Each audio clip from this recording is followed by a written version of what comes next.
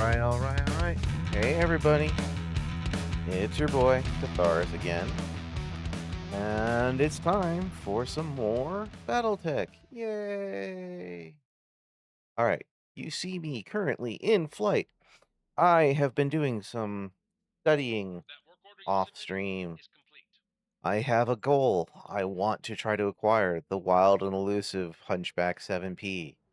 And I've narrowed it down to a list of candidates who would be good to go up against. One of them are some of the subcontractors for Merrick. Unfortunately, the Kalidasa Forge World is controlled by Merrick. I don't really want to make them super unhappy with me because I don't want the prices to go up. I still need more hunchbacks as my backup, more 4Ps. The other two options apparently is the 7P is it seems to be a Word of Blake era hunchback. So Comstar and Word of Blake as opposing forces are good choices for finding one. So, hot off of purchasing a new hasty hunchback 7P or 4P from the Kalidasa, I've decided to take my way over into Terra space because when I look at it, they have Comstar as an active faction here who hates our friends, the Word of Blake. I suppose I could go after or Comstar directly, but I've been deciding to ally with them versus Ward of Blake. I suppose I could go the other way, but Ward of Blake already doesn't like me much. So I'm hoping I can find some missions here to make this worthwhile. I mean, we do have a Comstar mission. We're just against the free worlds, but I can afford to do a couple missions first though. So that's an option. Uh Assassinate's not bad, but it's against the Federated Suns. Got a Steiner. I don't really want to fight the Steiners. Screw Capellans. That won't help me, though. Against mercenaries, I might do this just for some money. A duel. I don't really want to make the pirates unhappy with me. All right, I have a couple missions here. So I'm going to have to, like, do a lot of take missions to make me a little money and then bounce between systems and see if I can get a good spawn on some of these. I can also go to Lyran space because they also don't like the Word of Blake. But it seems like it's been rough trying to find things. Royal Rumble, Battle Royale. Contract view. This is just against. This might be a good one for just for money. It's too heavy to find a 7P, but it could be a fun. You know what? We're just gonna do a halvesies. Just gonna do halvesies. We'll do this to start. Okay. Yeah. This is just a duel. That's fine. But with multiple opponents. That's fine. We'll do this to start the day. A relatively quick mission. And then I'm going to go try to see if I can do one of those others. I didn't get lucky with any Word of Blakes in this area, but we're going to make do. And we're just going to keep trying running around and seeing what I can do. Ugh. But here we are at the beginning of today's objective of let's see if we can get at least one sighting of a 7P. Maybe, maybe not. We'll find out.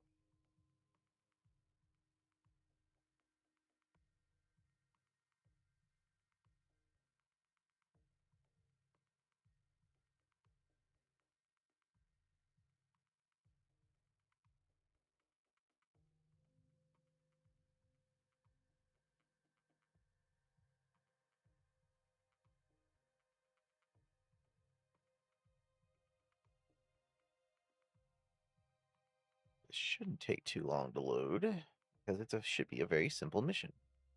But we all know load times in this mod are slow. It's just part and parcel of how the game was designed.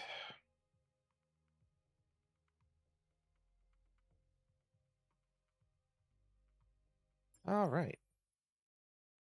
Command interface I will initiated. assume we'll have up to like 5 or 6 combatants over time.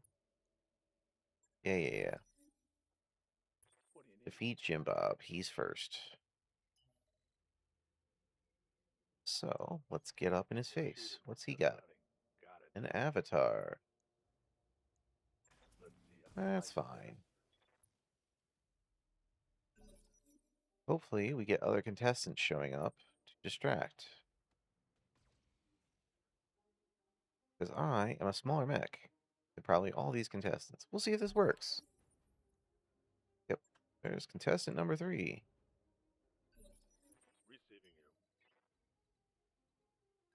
Well, I'll just run away. Fire less missiles. I don't need tag. I can take tag off of this. Hello, little spice. Thank you for joining me for the stream. Good to see you. She's just chilling on the floor. How did you get through my structure with one hit? That's some BS.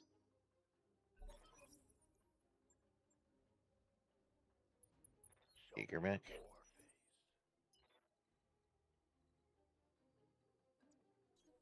Yeah, I'm just gonna keep moving far away. And so all of his hits went straight to my left armor. How is that possible? It's some BS. Well, you guys start fighting each other. That's like what a battle royale is supposed to be. It would really help. I'm kind of pulling him this way so he stops shooting at me and hopefully shoots at the others. I see. Looting King? Is that an excavation mech? If it is, that's hilarious. I am just going to hide down here and use good terrain and take pot shots at people.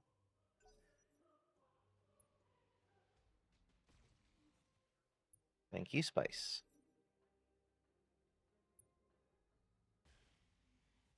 Yeah, that blackjack has made himself a target. Good. I'm happy for everyone to beat the crap out of him.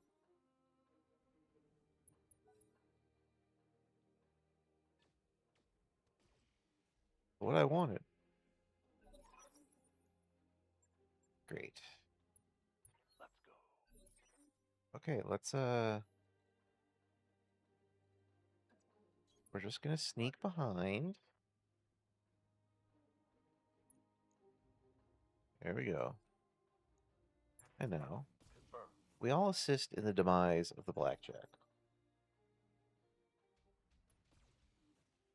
Oh, good. The more they damage each other, the better it is for me.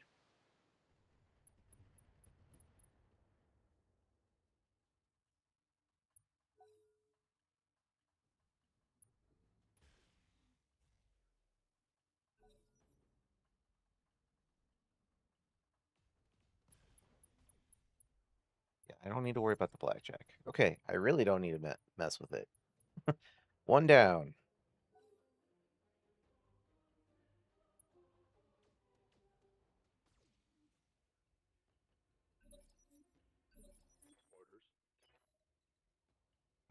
Can I get 8? Yes, I can. That's what I want.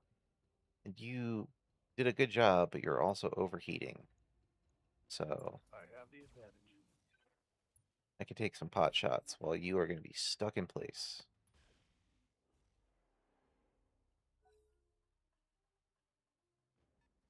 This might end up making Loading King one of my biggest problems.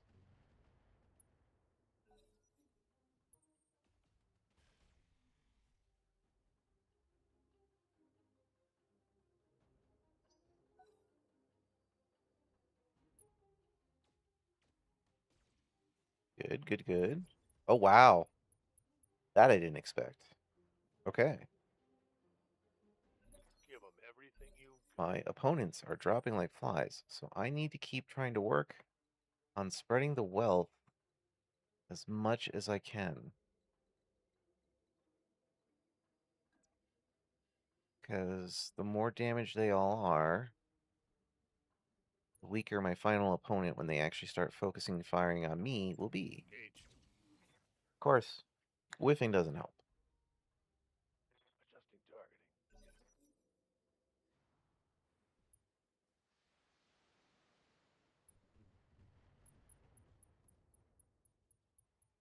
Oop.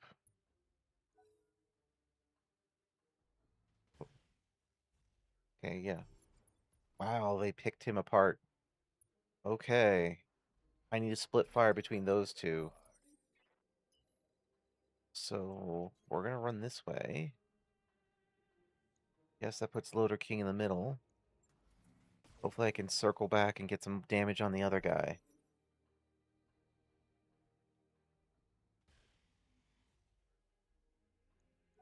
Thank you for helping me, Loader King. Hell yeah. Fortunately, I'll only be able to hit you. I know my only choice. A little bit out of position for that. Okay, that's fine. I've weakened you. And you did nothing in kind. Dang it. You failed me, Loader King. Because he's overheating. That's really not going to help him. Yeah, it's an excavation mech because he has a... He had a crane. Does not have a crane anymore. Ugh, a catapult. Okay. Yes. I really need to put some damage on you now. Because you're probably going to kill Loading King.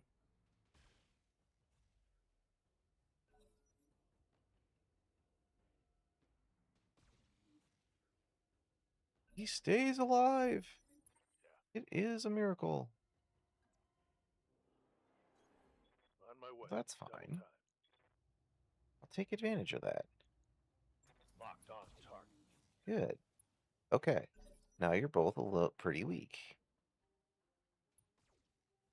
I don't care which of you wins. I just want you to kill each other.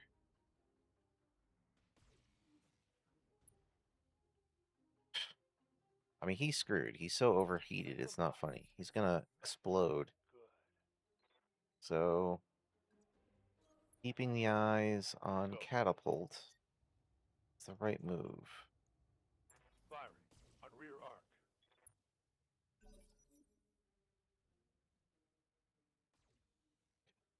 He's so nerfed.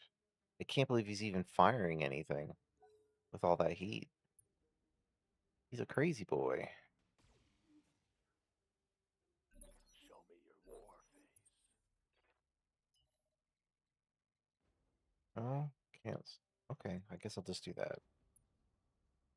Not as much evasion as I want right now, but Putting one of them back. the only way I can keep shots on. Mess them up. Mess them up good. Alright. So now you both should be adequately nerfed. And Loader King came up. Perfect! Let's hit him hard.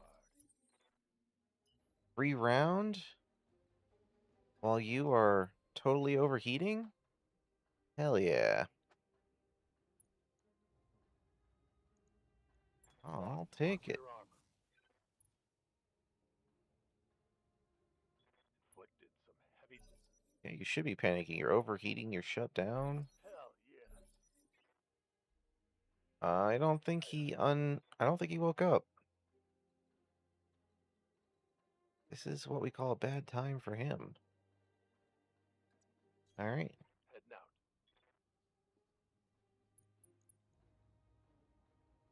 I just want you down. Center mass, Give please. 'em Thank everything you you. got. Enemy down.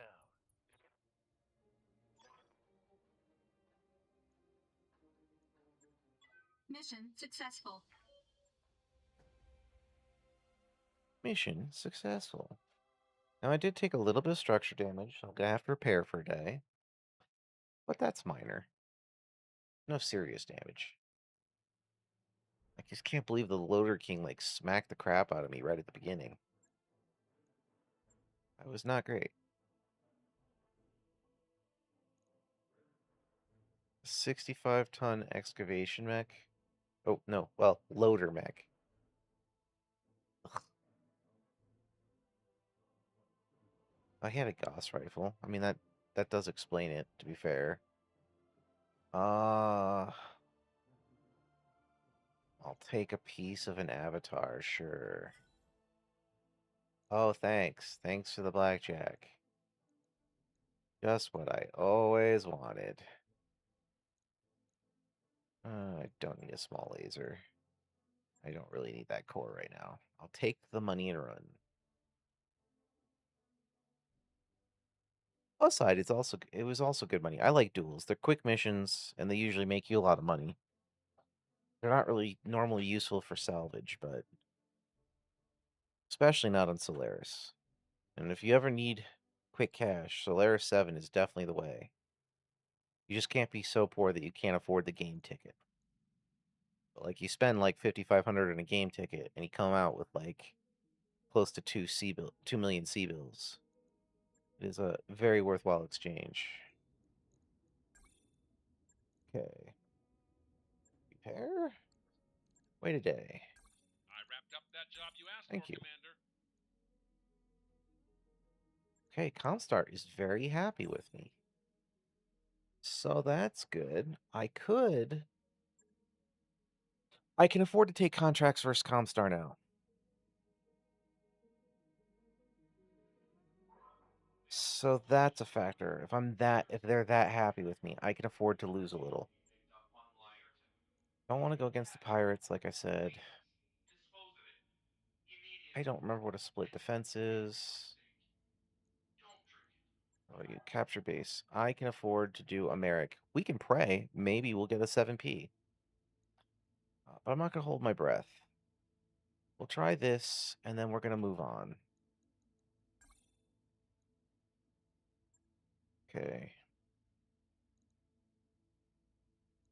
Lance B. Hmm.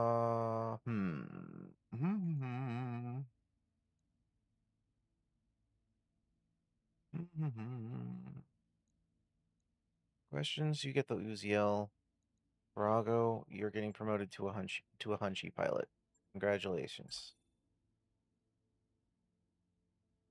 Default. Deploy.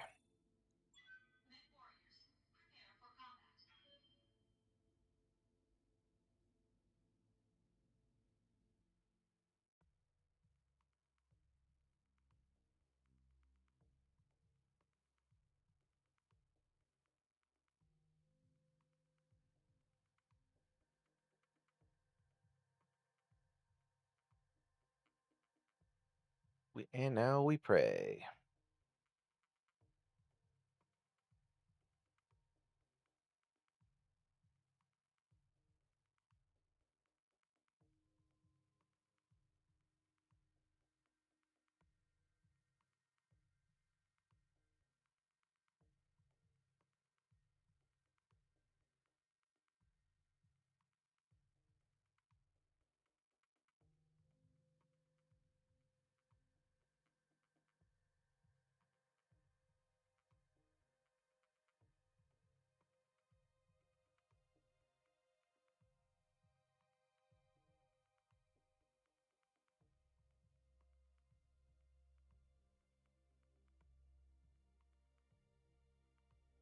Okay. Sorry about that. I was just checking something. Just in time. We can begin. Command interface initiated.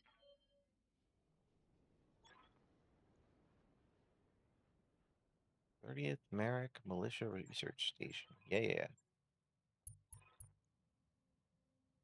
I was hoping for there's this particular subcontractor that I've seen referred to a couple times that potentially runs wild 7Ps. Supposedly assassination missions are good, black sites are good. I don't know. I've pulled up a little bit of information. Whether it's true or not, it's at least the skimpiest On my way. of threads to pull on. Moving to position. So I try. On my way. On the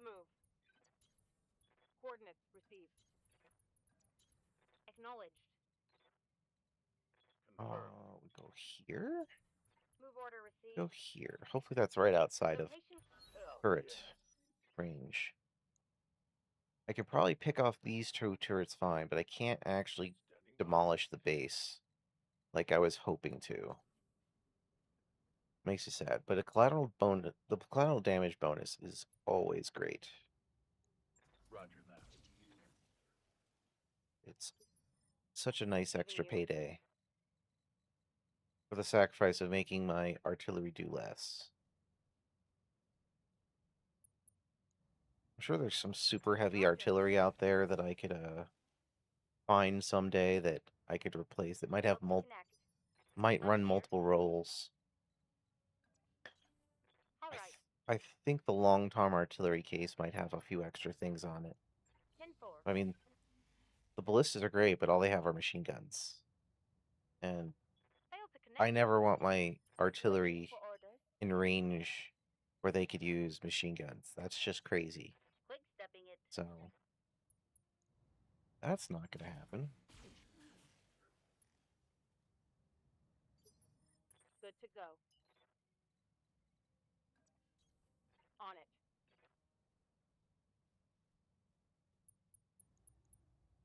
Locking on target. Good, good. Commander. Taking out the turrets is good.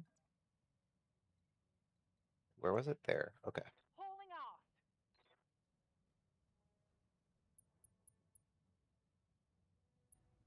Thank you. Very Right here. disappointed you didn't destroy it. Not surprised. I'm just disappointed. Firing at him. What say we take it to him? One Mama down. destroyed that turret. Yes, Commander. Let's move.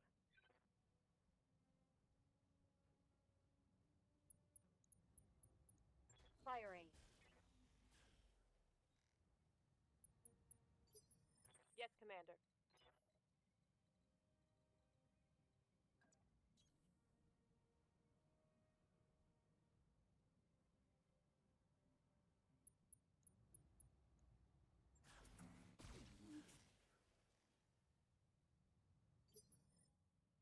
Standing by. There we go. There's a line of sight on him. Hauling ass. I know we're just plinking you at this point, but Aye, aye. is all I can do. Standing by. The more I plink you, the worse shape you're hopefully in before you get to do anything. Double time. Let's go. However, I don't expect any serious injury on the first turn. Commander. You are too far away. Got it. Full speed, no target. Firing. God, that enforcer's terrible. I still need to get rid of you. You're probably the next hunchback replacement. Club, no. That is my guess. Okay.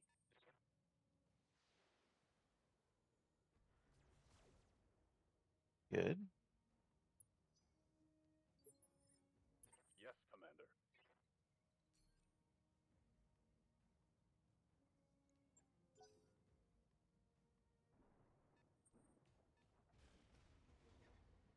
Big ol' whiff. Waiting for orders. This could put you dead center for the Waiting for orders. chaparrals. Arrow 4s are much more titchy than sniper artillery. Confirmed. Holding and cooling.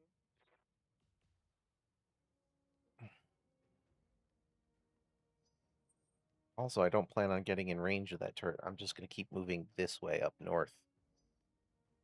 So,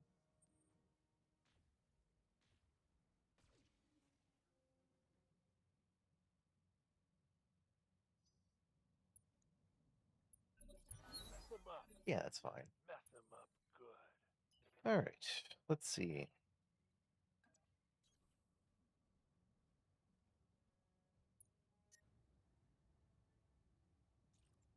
hate lunar biomes. Worst part of this system, Engaging. but that's okay. They have to deal with heat way worse than I do, since I am built for it. Hauling ass. Just means I fire a couple less lasers. Aye, aye. I mean, I'm ripping that Warhammer in half now that it has no evasion, so Roger. he's not long for the world. Got a 70-ton. Oh, and a Marauder. Yeah, they got pretty good defenders. Standing by. I mean, it's no Hunchback Horde.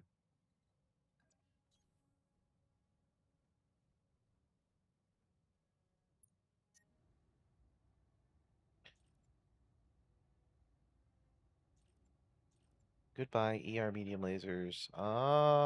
We're gonna turn you off. I'm gonna move you to the top of the list. Temporarily. Taking the shot. Good. Scored a critical hit. Receiving you. It was a critical hit, but not an effective critical hit. Still, Understood. Moving fast. any chance to hit structure is a good day. You have too much heat. Target confirmed. But we're now within getting into optimal range, it looks like. So Scored a critical hit. Yes, Commander. even if we have to sandpaper you Copy that. with everybody, it will be still very effective. Locking on. Yeah. There we go. Affirmative.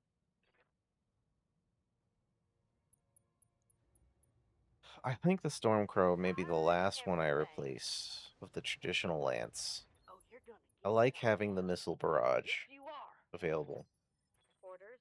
but the Stormcrows are very vulnerable, so it's a trade-off.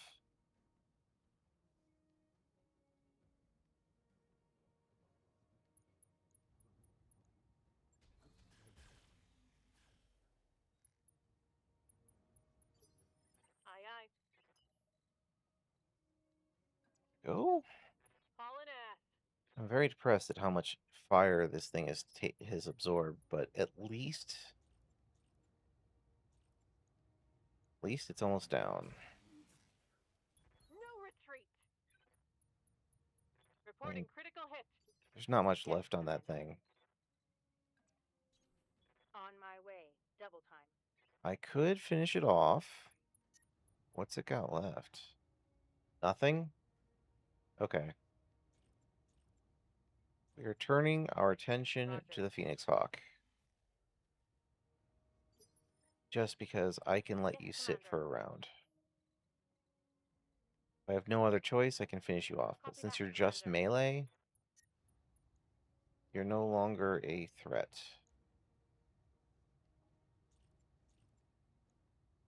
of Any substance. Rather start putting hurt Roger that. Target on someone confirmed. else. Standing by.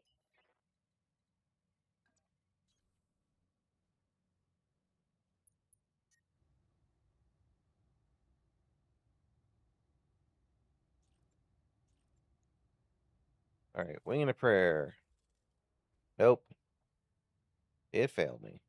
That's a miss. Hey. Just die. Well, we just do whatever we can to this Gauss turret. I just realized. Commander.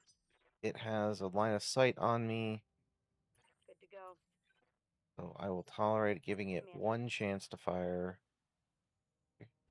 I'm also gonna have to smack you if you don't get destroyed. I'm taking heavy hits, Commander. Commander? We're not taking heavy hits. The turret's taking Come heavy on, hits. people. Let's get on Okay, top. perfect. Reporting. Serious Artillery warming was up. sufficient for the task at hand.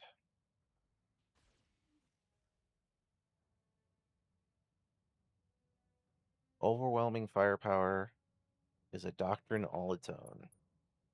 Something something by something something. quantity is a quality all its own, I think, is the quote.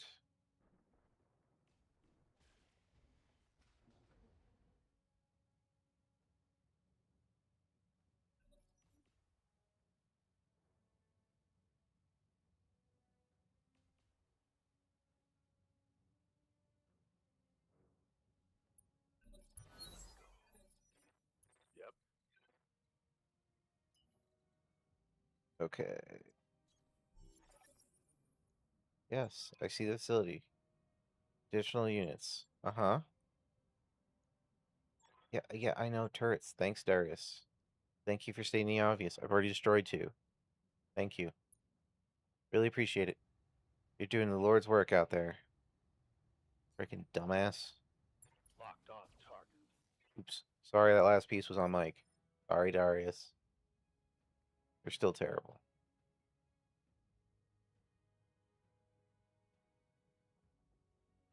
Standing by. Okay.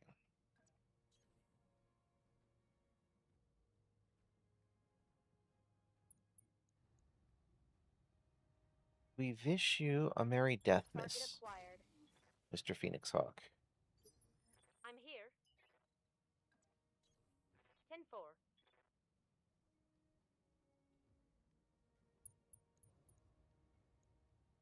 Take this. Mech warriors, show 'em what you got.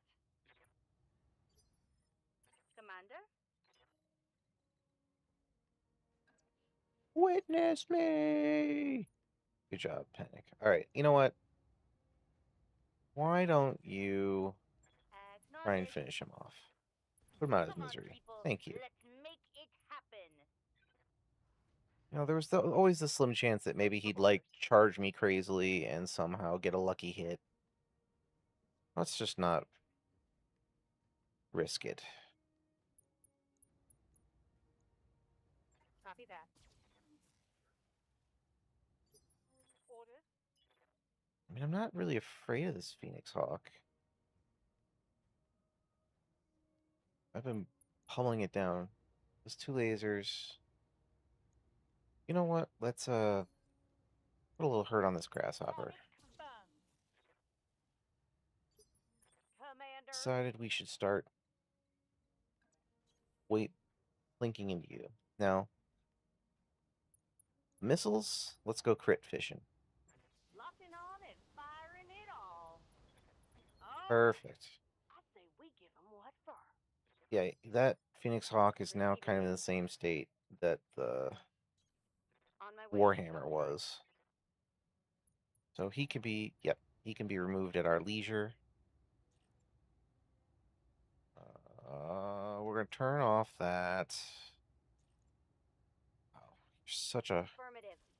such a hot mech. Commander. There's got to be something I can do with it. It's all ballistic move. hard points. I just rather have a missile frickin' punchback at that point. Roger that. Hot damn, let's do this. Good job. They're 50-50. Waiting for orders. I do have eyes Acknowledged. on a turret, which is a dual RA5 or rotary autocannon. 2 dual. Yeah, I know that's guy, but not back there. Target acquired. Might want to try to get rid of the turrets since they can't move. Yes, Commander. They're easy targets. Roger, Skipper. Kicking it.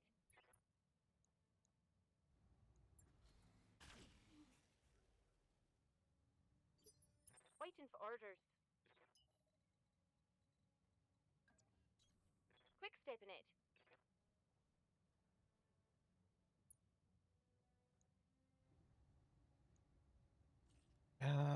That's enough. Confirmed. Just a little bit of heat. Not enough.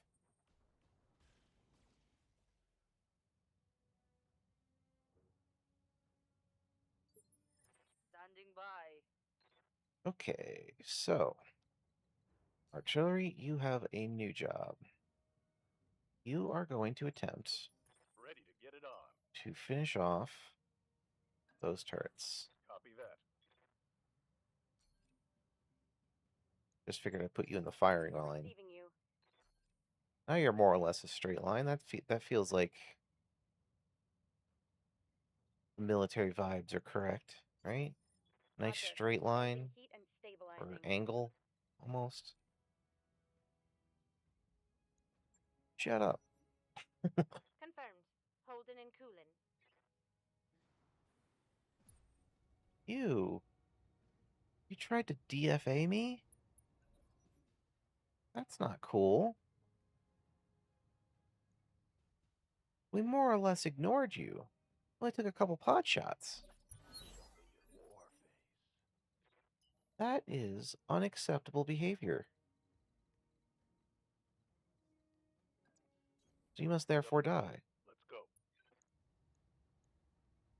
Target confirmed. I mean, it's not like Reaper's gonna do it. But you know, Ready for orders. we're gonna put some hurt on you. I'm also gonna move Understood. Moving fast. to distract that Marauder. Kind of be the two-pronged approach here. I'm receiving you. See who dies first.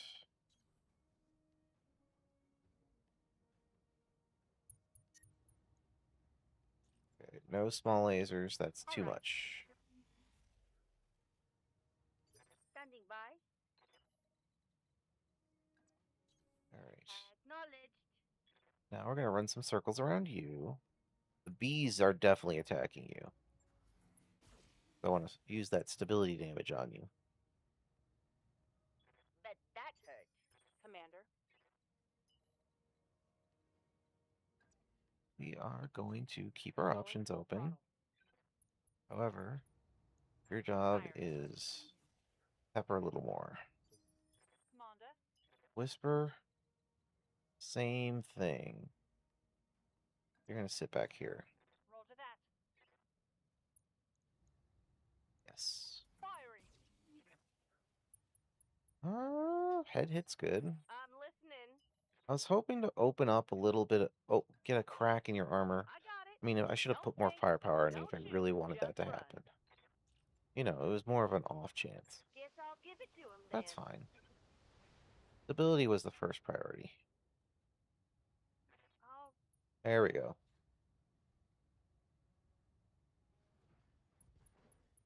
Wow. Ball did more damage than anything else. yes, Commander. So, relocate here, Got it. LaFay. Another terrible hunchback. Go for a Target headshot. confirmed. Let's get this done, folks. I'll Target take it. eliminated. Standing by. Go into full throttle. Grasshopper paid for his insolence. Taking the shot. That's gonna hurt. Orders. Affirmative.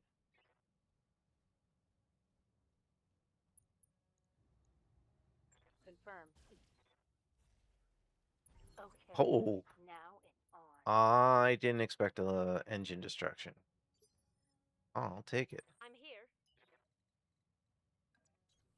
Affirmative. In that case, let's soften up Taking the shot.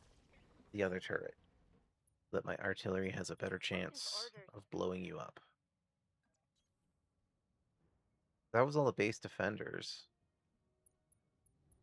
Now, I will expect another lance to drop once I collect the Yes, package. Commander. Maybe not, but it seems likely. Waiting for orders. Give them everything you've got. Expected he was really weak. Yes, Commander. See if you two can finish this guy off. Pretty weak hit. Yes, Of course, Commander. it's not really directed at you. You're kind of incidental damage. I did put a little bit of a pain on that building, so let's avoid doing any more damage to you. Hit 'em hard. Receiving you. Nothing dropped. Interesting. No shooting, just running. Got it. Roger that. Interesting. Commander. Could be a delayed drop. That sometimes happens. Double time, let's go. Locked on. Hot damn, let's do this. Okay. That turret Pacified. is gone. Is there I'm someone out receiving you. there? Let's find out. Hi.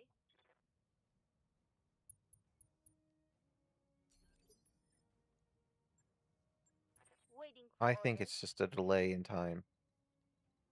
They may not show up until next round or something.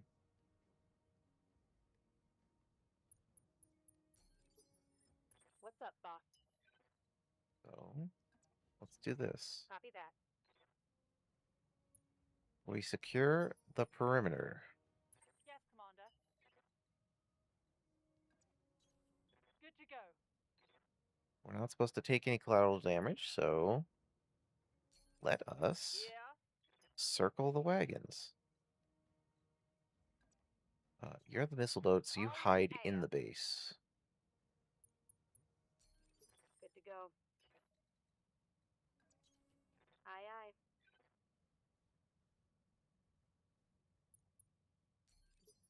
Awaiting orders. Good. Affirmative.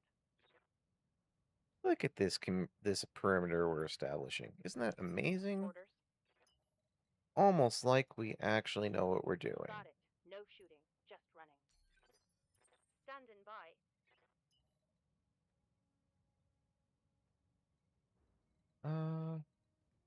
I have you stand there. Acknowledged. Commander? There we go. All right, let's move.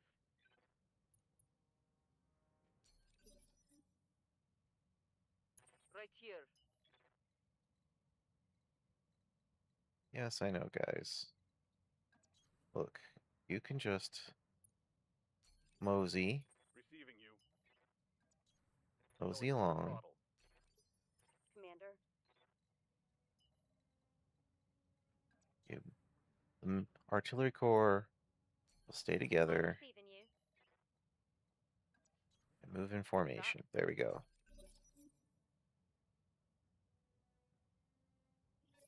I'm picking up a new sensor trace. Oh, Looks good. like enemy reinforcements. Good thing I did that. Let's Okay. go. I chose wisely. Got another Warhammer. Champion. Some form of 75 tonner.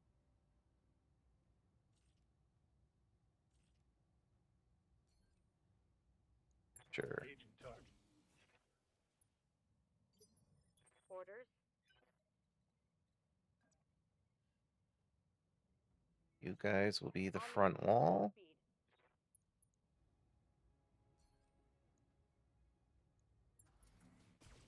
We're going to try to do as much damage to this Warhammer as I can Yes, Commander. in general.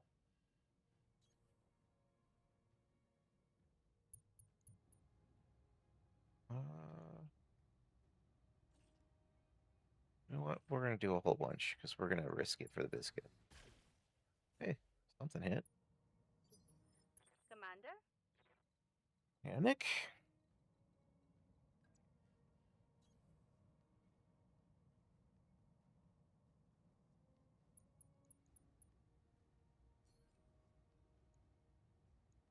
Odds aren't great, but you know what? Engaging Try target. anyways. I'm shocked. Standing by. Shocked, I say. Now you Confirmed. need to help my artillery. Get up in that dervish's face.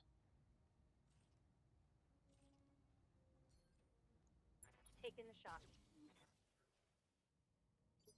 Orders. No, I'd rather be here because that side is where something can land. For a little bit more. It's going all out. Good. Commander.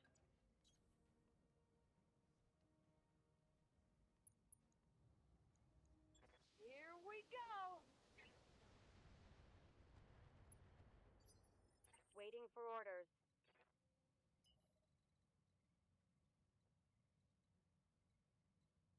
I will go here. Got it. You have the best No feng shooting, shui. just running.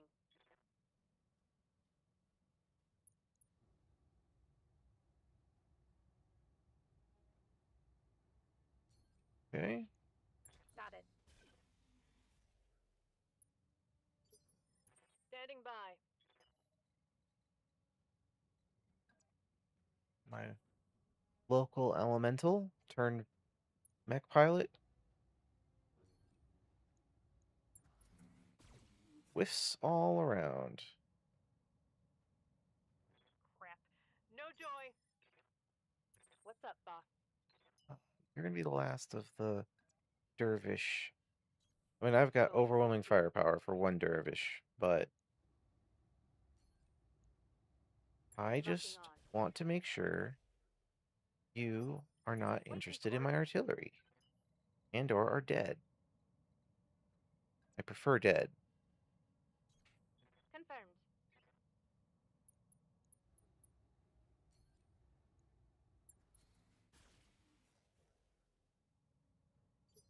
I'm here.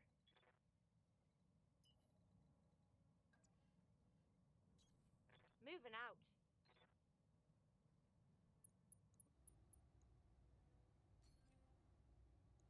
Roger. Good.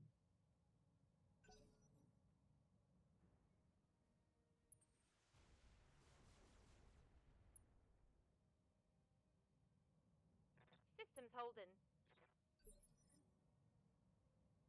Standing by. Instead, we are going to retreat back here. Generating to location. We are going to discourage Good to go. you guys from bothering Speed, us. no target.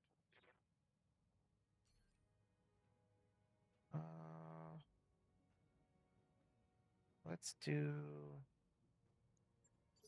Orders. this. Double time. Let's go. Oh, let me kind of fill in a hole Waiting there. for orders. The key Moving at is to full carpet throttle. bomb. There. You are in a very bad place, Mr. Champion. You did not escape. That is a bad for you.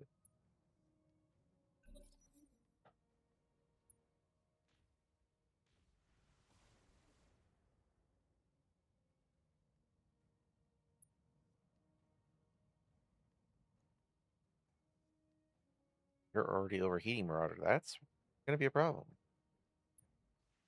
Not for me.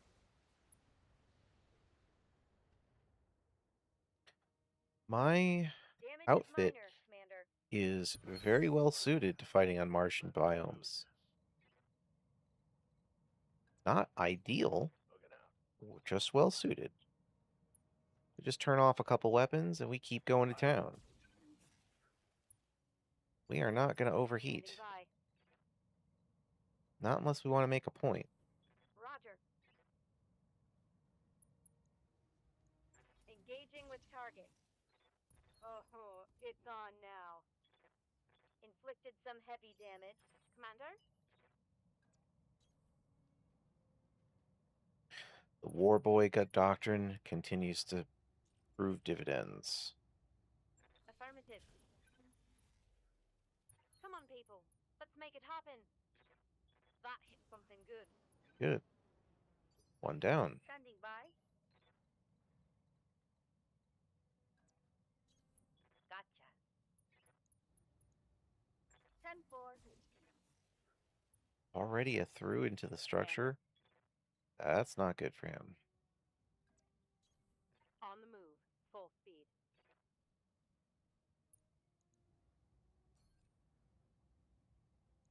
He's still a little bit evasive, but 5 evasion, much easier to hit Commander. than 8. I'll take it. I will do what I can That, to eliminate you. Good. that's going to hurt. Yeah. Yeah, if we just keep tearing into that side, it's toast. Especially now that it's time to crit fish.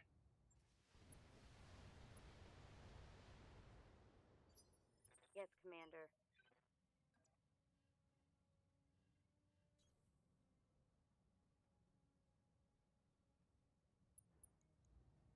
Talking with Bitey and Rifleman yesterday was quite fun. Locking on target. It's fun to see how different people have different play styles. This might be an extreme version of my own combat doctrine by basically obsessing about getting all hunchbacks versus just having some. But Firing on target. Come on, it's people, let's hilarious, make it happen. Take nonetheless. I'm sure there's people out there going, "What are you doing? good to go. Why do you have just one LRM boat? Why do you keep Double time. mocking Let's ballistics go. so much?" I mean, it's not that I hate them. I just have a preferred style. Engaging with target. And that is to charge forward with all my might I'm receiving you. and blast the crap out of them with tons and tons of lasers. Moving. It's just how I roll. I. Good. I don't need to Requesting fully critical hit. kill you. I just need Standing to by. soften you up for the artillery. So, with that thought in mind, Confirmed. why don't you put a hit, if you can, into Acknowledged. that Marauder?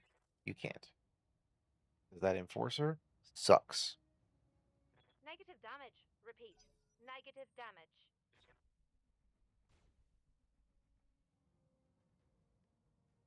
Barely hit, Commander. And it cooked itself. Yes, Commander. Okay. Copy. Well, looks like he was in the running for the Darwin Award. I mean, I shot at him, but I didn't even hit him. He killed himself. Missed. Standing by. Sure, why not? No joy. Standing by. Nukes away! Alright, I kind of scratched your paint. That's fine. Artillery didn't do much.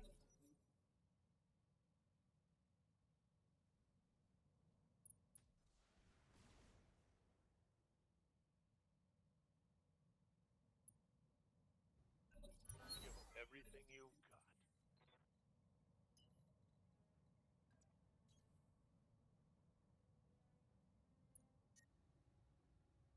Yes, yes, yes. I know. We're a Martian biome. It sucks. Or a lunar biome? Lunar Waiting for biome. orders. Gotta be correct. Roger that. Full speed. On it. Let's hit 'em hard. That is something good. Yes, it did. Commander. Affirmative. Copy that, Commander. One in. Waiting for orders. Full speed. No target. Copy that, Commander. Receiving you. I don't think there's Roger, much full you speed. guys other than Hellion will be able to do. You're a little out of position for this side. On the move. That's Full speed. fine. Commander. Hightailing it. You Yes, did I your am. job. You took out the dervish. It did not attack my Here you go. artillery, so your mission was fully accomplished. What say Par we take 'em to 'em? excellence. I think I just hit on some. Waiting for orders. Yes, yes, Hellion. We're not talking to you no Confirmed. more. You finished your job. We're We're moving on. Commander? Ooh, okay. You have a sight line here. That's not bad. May not be able to do much with it, but Wilco? yeah. Too far out. Negative damage. Repeat, negative damage. Yes, Commander. On my way. Double time. Pistol in the Wolverine? Sure. Affirmative. You hit. Let's get this done. Knocked it folks. down. Good to That- shit. Goodbye.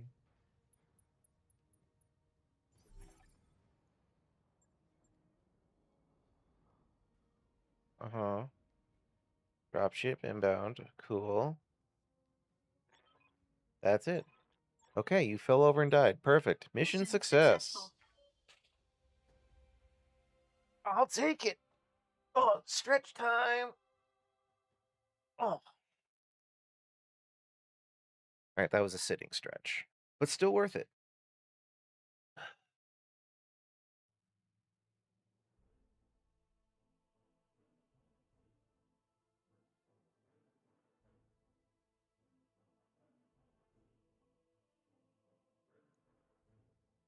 With these extra Comstar happiness, I could potentially take some anti-Comstar missions. Okay. That changes my strategy a little bit. Not a lot. A little bit. Don't like most of this crap. But take the other Marauder piece. Not building a Marauder. It's not happening. But I'll take them. I'll take that so I can build and sell a Divervish. Yeah. Thank you. More components to sell.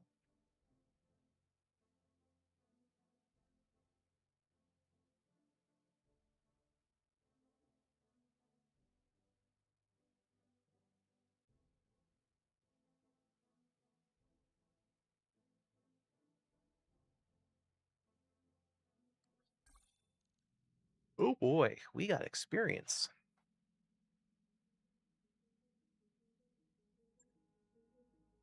Sure. Let's level you guys up. Orders. Take some piloting. Training complete. Right here. Yes, Commander. Blaze is getting close. I'm going for that defensive Training confirmed, Commander. emergency defense option. Waiting. What's up, boss? Waiting for orders.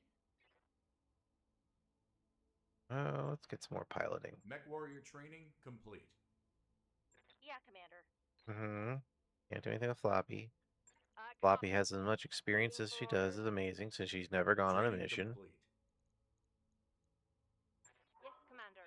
Receiving you. And she's just kind of sitting around as emergency Training backup. confirmed, Commander. Orders. Commander. Uh, Standing. uh-huh. I'm receiving you. Uh-huh. Waiting for orders. Yes, Commander. I'll give you some more Mech accuracy. warrior training complete. Reporting. Orders.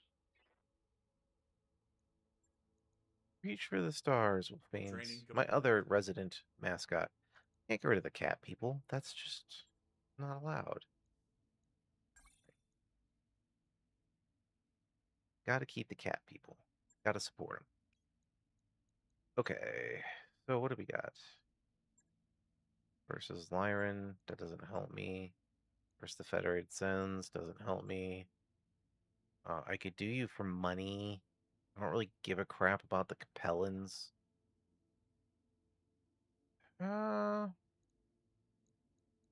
Yeah, let's do it.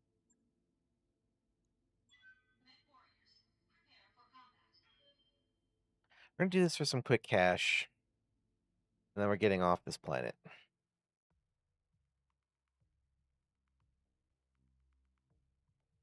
I prefer to stay allies with Comstar. Not allies, friendly terms. lower level. I don't want them to hate, so I can't just go full on anti-Comstar. I was hoping of going anti-Lord of Blake, but I can't seem to find a location which will offer me opponents or op fours with the Lord of Blake. I believe I'm looking in the right places,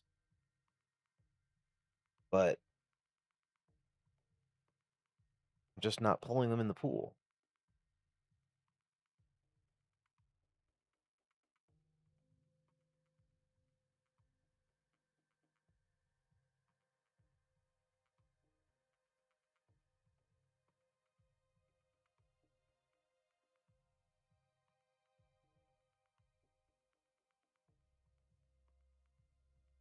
So we'll do a search for Comstar and 3-star. And we'll go up to, we'll probably go up to Lyran space. Command interface And we'll go from initiated. there. That'll be our next move. Commander. If I have to fight more Lyrans, it's not the end of the world. Or not Lyran, sorry. Merrick, it's not the end of the world. But I will have to balance that with doing missions for Merrick. Like at Kalidasa.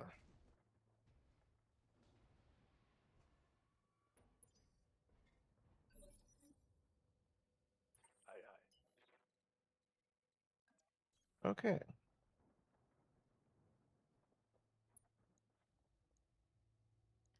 An avatar. Great. Good to go. Okay, we'll do it this way. There we go. First 7 evasion.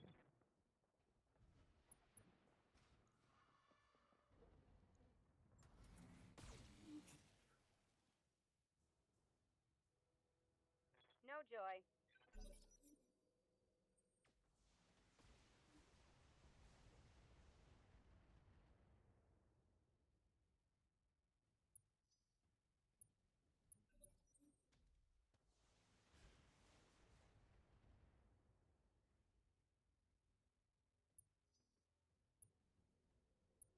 Let's hit 'em hard.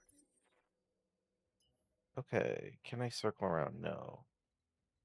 How about we just retreat?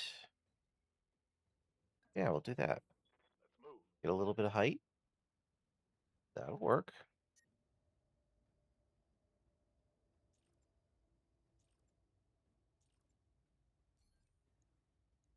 I copy. Hello, Sass. Thank you for saying hello. I appreciate the head bops. Orders. Okay. She's a truly sweet and sassy girl. Confirmed. Also likes to nip. Gotta be careful. Got it.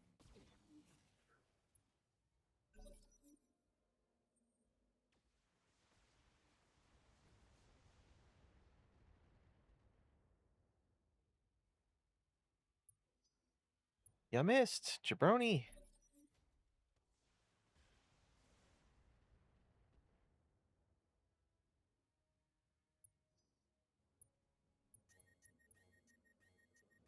Show me your war face.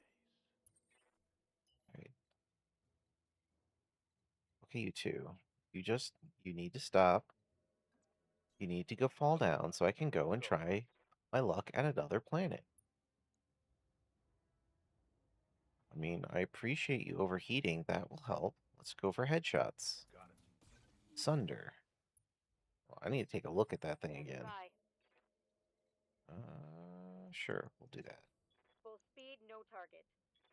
Only because you are unconscious. That is a... Don't like the AC-2.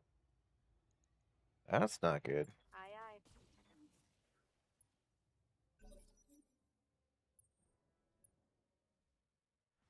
That's also not good. So we need... This is what I was afraid of, was getting Battle mech assaulted. power up detected. But we will do what we can to avoid that. We're gonna retreat. And shoot the crap out of your back armor. Got it. Ready for orders.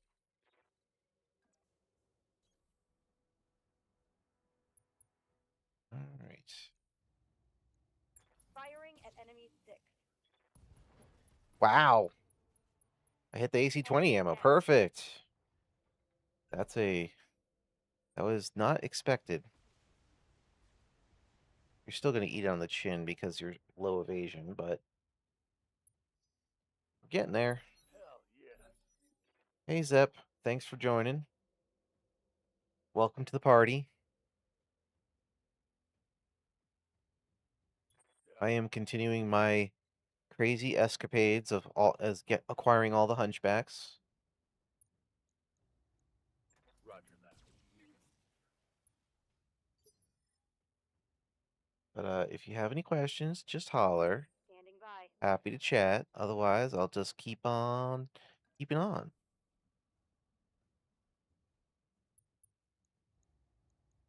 Locking on. Take it, Avatar. Hot damn. Let's do this. 2 light Gauss destroyed. Okay, you are much less scary now.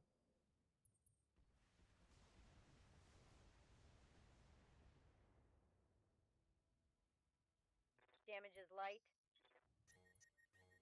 Now you've really got a problem. Mess him up good. You did your best.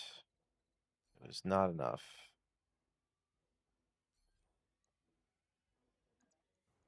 So we are going to make you pay for it. On it. Time to get physical.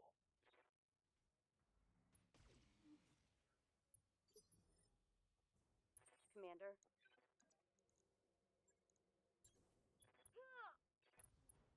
Nice. Give them everything you've got. Perfect. Getting that leg. Solid Oh, connection yes. on that one. You're going to have a bad day.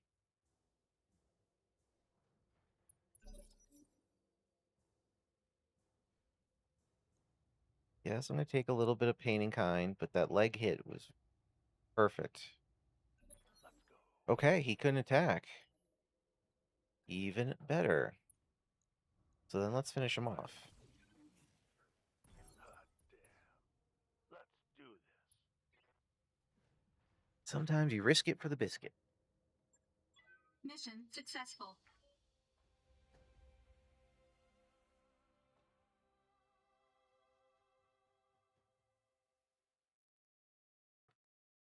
Okay. There's more missions, but we are done with this planet. Now we have to figure out where to go next.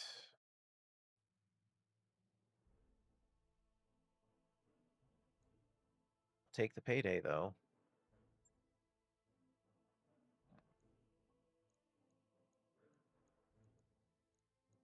Yeah. Okay. This stuff is crap. I'm just going to take an avatar peak. For a 90-ton... Actually, pretty good movement, all things considered. 306. That's not a big enough engine for that location. That's fine. We'll take it. Maybe I can find a heavy that I can turn into a super missile boat. That would be cool.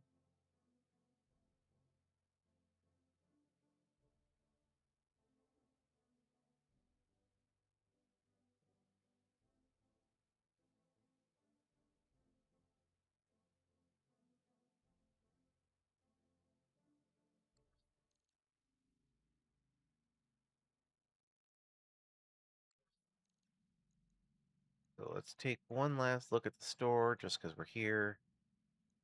I would love something better. Oh, Jesus. This place has every catapult under the face of the planet. I didn't even know there was that many catapult varieties. Jesus.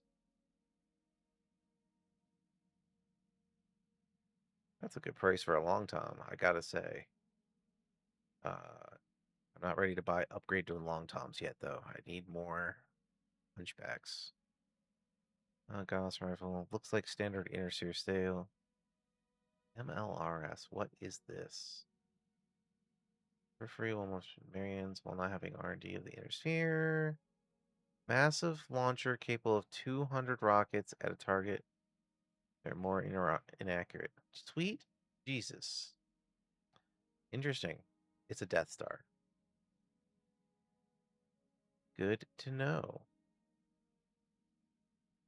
Ratio, what the heck is this? The Blackbeard, the last argument of kings is nothing more.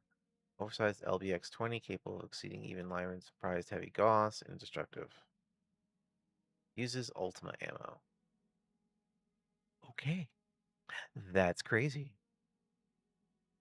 What type of category? Oh, it's a super. They're super weapons. Yeah. That makes sense.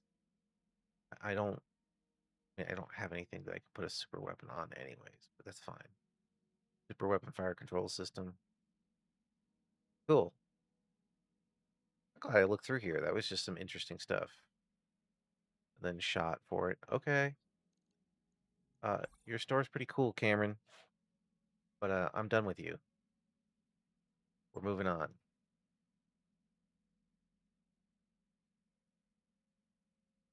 Okay. So time for navigation. We need Comstar presence. We need a 3-star. This is what we need. Ugh.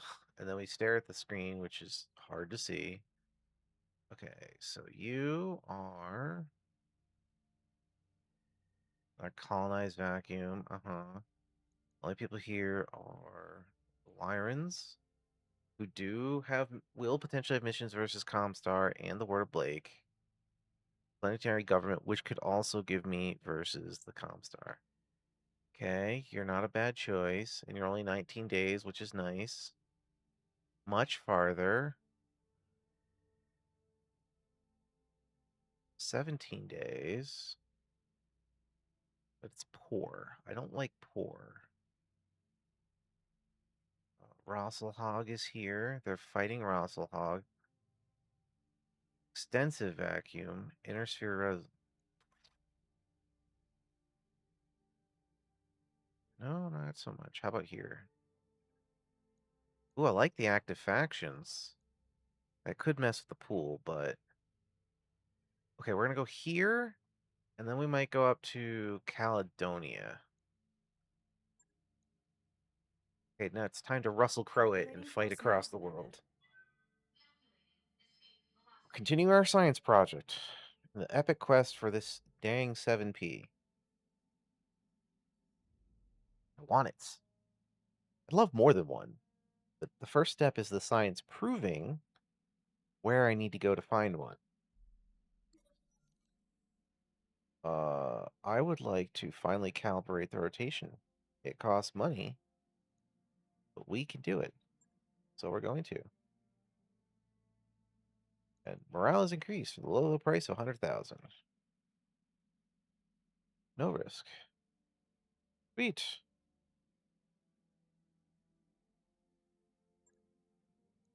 And we continue on.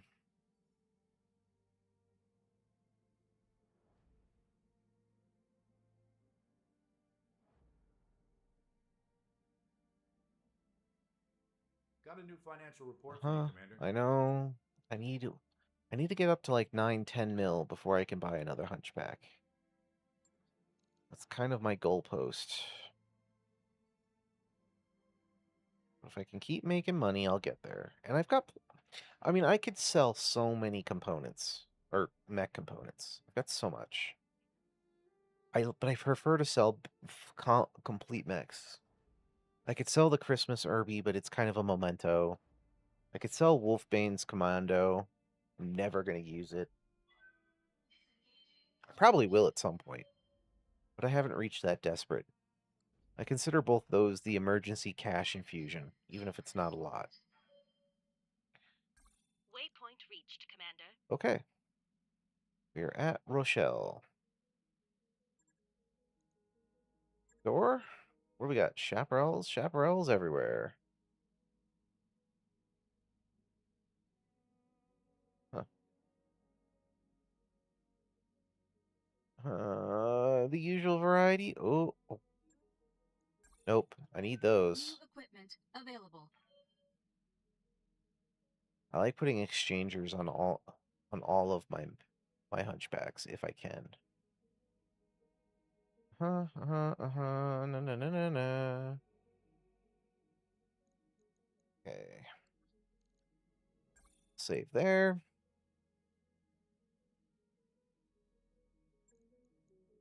Command center. What do we got? You're a solo duel versus what? Terrans? I might do that just for the money before I leave. What else we got? Another free world. I could do that one.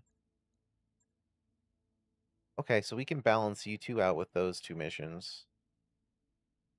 I don't want to do that until I do some Lyran missions. A blackout versus the planetary government, you say? Why don't you sign me up? All right, load. Default. Thank you. Deploy. We start with this. Free rep is free rep. Let's hope it doesn't give me a horrendous drop spot.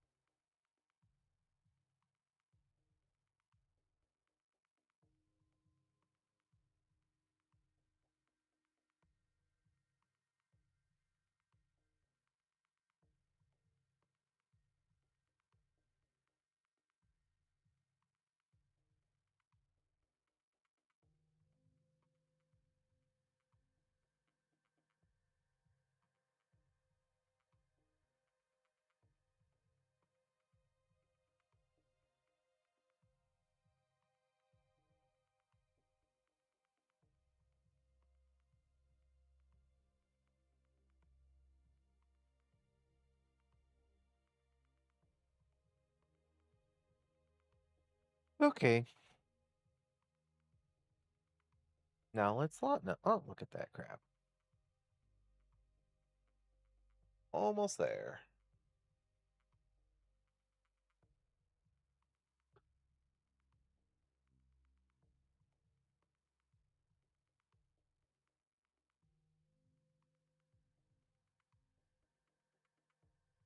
Surprised I didn't get forced to hydrate or stretch by Zay yet. But it's coming. And it is. That's fine. I got my hydration. I've already done a stretch on my own. I am prepared. Command interface initiated. Posture check, of course. I summoned it. All right. I'm sitting straight up. You got me, Zay. Were you thinking about doing it, and you came in just as I was thinking it?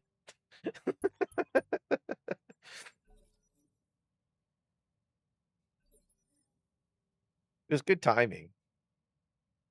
Well, no, okay, it's vengeance for me saying it. Okay, fair enough. Ready for orders.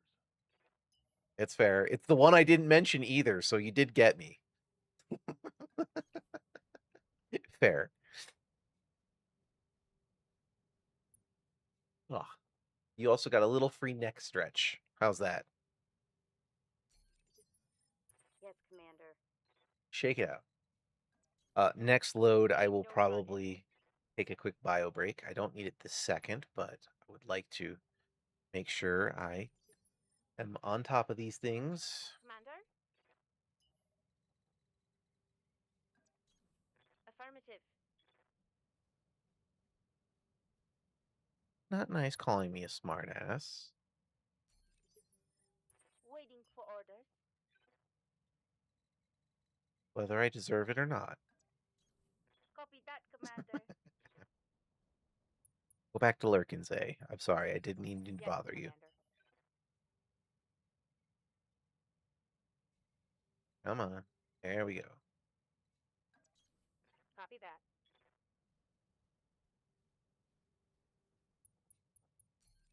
Commander?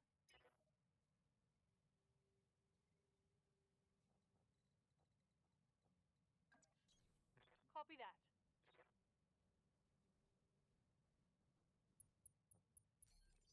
I'm listening.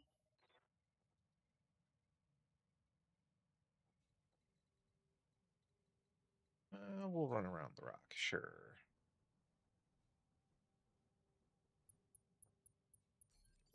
Commander. Fortunately, this is just a lot of movement.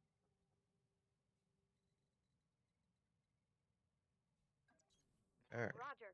And the first round is always the most annoying because it has to load up paths and stuff.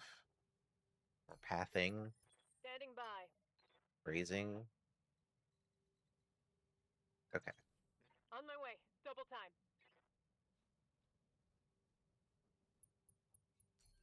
Ready for orders.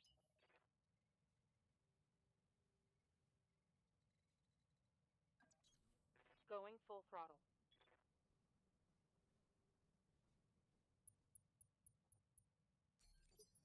Standing by.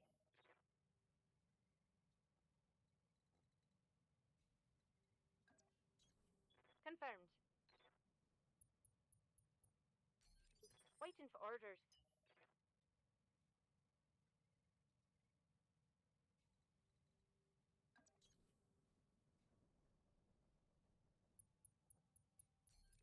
I'm here.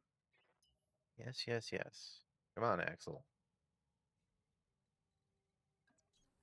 I'll try. Orders. Come on. You're not sitting on anything. There you go. Thank you. Ready for orders. Come on. You can do it. Good job. Aye, aye. Getting those loadings for the first time is such annoying. But I'm it's receiving just part and parcel to having the mods work. Okay.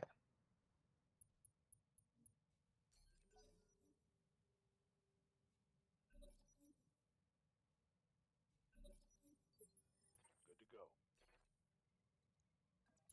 Good. Now we can get the party started. Well, if On I my can get way. them close enough. Yes. Okay, that counted. Perfect. Coordinates received. I have Moving to enough. position. Good to go. A couple people Location this confirmed. way. So we have forces divided in a good way and not a bad Coordinates way. received. Roger. Destroy the cohort support lance. Uh-huh. I'm not a Lyran. Okay, so ambushing the lance. We're just gonna move here, On the move. here, Order received. move here. You are Acknowledged. going to need to be targeted by my Let's hit 'em my hard. dudes.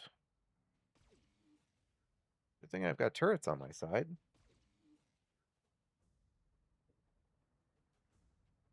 Oh, hey, rifleman. Task priority set to high, not real time. I will take a look. Task manager.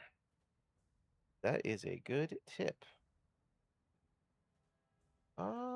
Task priority.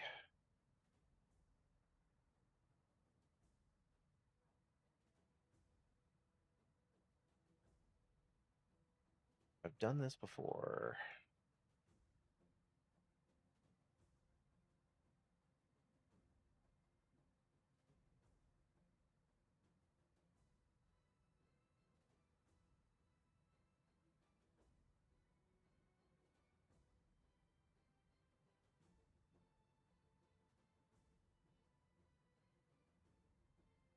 Cool.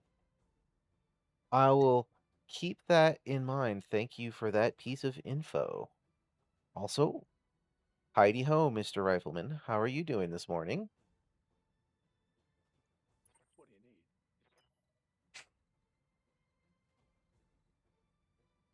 I need to go deal with this rifleman before, or guillotine before it blows up my artillery. So at the top of the stream, I did some research offline. One, I watched the video you sent me, the little clip, and I now understand the All Hail Princess Trunks. It was a good one. On it. Two, I got some insight into where I might be able to find some Hunchback 7Ps.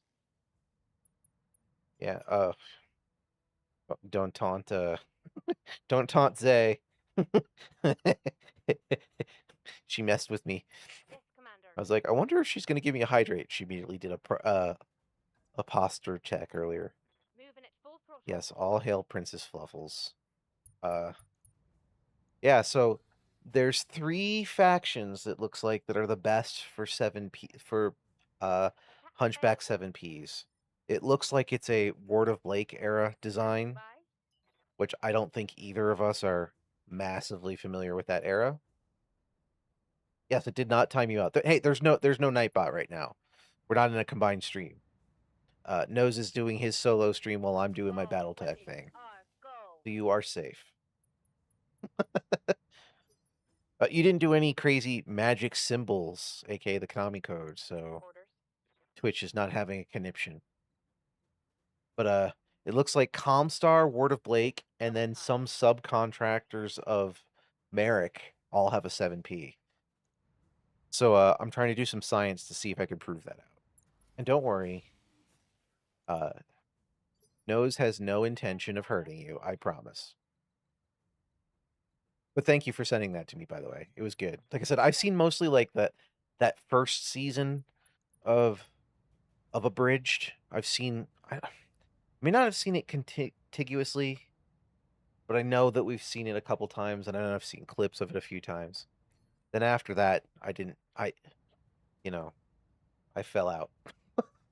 Not because it was bad. I love Abridged. All weapons. Go. Anyway, Squad of I gave you the short spiel on what my plan was for this morning. We got to do the fun science. I picked up one more Hunchback at the beginning of stream, so the horde continues. Standing by. If I could get just one 7P to be like my command mech, I'll be satisfied. I have a few different ways of trying to do that. I'm currently in Lyran space. I am currently acting as the Steiner Scout Squad. I mean, we're a little light for a Steiner Scout Squad, but you know what I mean.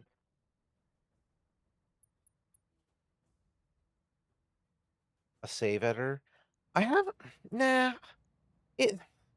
I'm less concerned about that. It's more of these are the aspirational goals, right? Like for this playthrough, I've gotten 7Ps before, What's up, boss? but it's always by accident in the early game. I think the traditional flow of a campaign, you typically just keep moving up the difficulty paradigm throughout your campaign where you go, and then eventually you're just fighting all 4 and 5-star missions. And even with my mechs now, I'm totally capable of doing those missions. I've done a few. Moving out. I have a few weak spots that are likely to get destroyed, but my Hunchbacks are more or less doing well. But I've actually stayed kind of in the 2-star for a little too long, and now I'm kind of in the 3-star Commander. planet range, which of course sometimes I do more difficult missions because when they roll on those planets. I. So I've been facing kind of some heavies and a lot of mediums is kind of where I've been going. I want to take this against the hard missions, but the aspirational goal was first, let's assemble our horde, which realistically get money, Hey. occasional trips to clan land to go steal their stuff, right? And back and forth, back and forth. So today's monetary acquisition slash enemies, Standing by. we're going with. I wanted to fight Word of Blake because I dislike that whole concept versus Comstar, but it appears I have more than enough Comstar rep to suck it up and take a few hits. So if I stay on planets, which also can roll Comstar missions, I can kind of go back and forth between hopefully getting them as the Op4 and then taking missions for them to keep stable. Yeah. Well, the good thing is that for the most part, I'm not too... My tech requirements aren't really all that big a deal. Fighting higher level star missions, aka heavier mechs, means you can get higher level engines, so you can get a little extra speed, but they're heavier, right? There's a contrast there. But just a crap load of ER medium lasers, it's good enough for your basic hunchback. There's a Forge World that sells laser AMSs that I can go to, and I did pick up a bunch at one point, so I can slap those on my as I go on my hunchbacks. I'd like to get some more exchangers. I found one exchanger 3. I've got a decent number. I have found a decent number of exchanger 2s, and like one exchanger 1. So I use those for heat. Because of course, when you run a hunchback with tons of lasers, heat's your biggest enemy, right? So tech, clan tech, clan pharaoh, every mech. The one thing I'm missing is clan double heatsink kits, so I can use clan double heatsinks. But I think I might be able to get that if I can ever find clan non-Omnimechs, which of course is also a kind of a needle in a haystack thing, because 90% of their mechs seem to be Omnimechs. So there's a little bit of tech that I'm looking for, but mostly the gubbins are just standard clan fare. It's the chassis that I'm pining over, right? Getting me that 7P command mech, or getting a couple would be amazing, because they're stupid. But if I made the campaign the obsession about getting nothing but those, that'd be silly. This is more of a science project to help target future campaigns for me. And like, okay, so in the early days, go fight in these areas and you might have a chance of finding them. Does that make sense? Like, yeah, I know I have a crazy combat doctrine, but I don't always run all hunchbacks. I just love to have like my signature 4P for like a couple of my core my main pilot, maybe with someone else, or 7P is like my dude's mech. And let me hit this fire button and I'm reading what you said. For your unit, you wanted a Marauder with ballistic missile and 4 energy hardpoints that had endo. There's one variant that suits your needs, and after collecting my 5th MAD 3R, I opted to exchange 3 of my 3Rs for the 5X. Yeah, that makes sense. I'm not against editors by any means. Especially when you're trying to do like a theme playthrough, doing things like that, I think it's more sense. And of course, it's a single player game. You're not hurting anyone, right? Like it doesn't matter. This was just like I've never had a problem with that. So I've said this on some of my earlier streams. It directly comes up when I was playing Kingdom Come Deliverance 2. You're also old enough. You've played a lot of games, right? Like we have our niche. I like like D&D, tactical turn-based games as well as Battletech, right? And I've played my fair share of games, like I said, and I can tell you one of my most hated mechanics in any video game is encumbrance. Commander? I've played tons of games with it. I understand why devs put it in for attention value. I understand it's a core concept for, say, something like Resident Evil. I don't care about Resident Evil. It's not really my franchise, even though I like zombies. But if I play a game now, these days, on PC, and it has encumbrance, the first thing I'm going to do, and every time, is I'm just going to find a mod that disables encumbrance. I don't care. It adds nothing to my play experience and only annoys me. Sure, it might make the economy unbalanced or have some other unintended consequences. I don't care. I'm not hurting anyone. It's my enjoyment. Right? That's my thing. So if I ever play anything like that on stream, you're welcome to call it out and go, I see you're using that mod. I'm like, yep, yes, I am. I don't care. It very much changes how Kingdom Come Deliverance plays when you could basically steal all the gear from a battlefield. And then after 300 cutscenes, you finally go to get to sell it. And you make bank off selling, 20, 30 people's worth of their entire outfit. Yeah, it unbalances the economy a little bit, but that doesn't matter to me. I don't care. Yeah, Neverwinter. I love Neverwinter Nights. Those are fantastic. Zay and I played so many fan campaigns of one of those two. I don't remember which one it was. We consumed a lot of extra content for those games. They were fun back in the day. Yeah, BioWare is not what it used to be by any means. I mean, most of the people have left. And of course, they've now been cut in half, right? It's basically the Mass Effect team plus a handful of people who survived the Purge post Dragon Age Veilguard.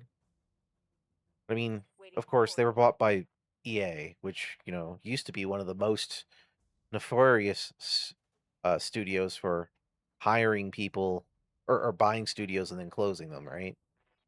I don't think they have a monopoly on that by any means. Just look at what Microsoft has been doing lately. Yeah, before the dark times. Yeah. Hey, you know what's really sad? I never played Jade Empire. For whatever reason, that one missed me.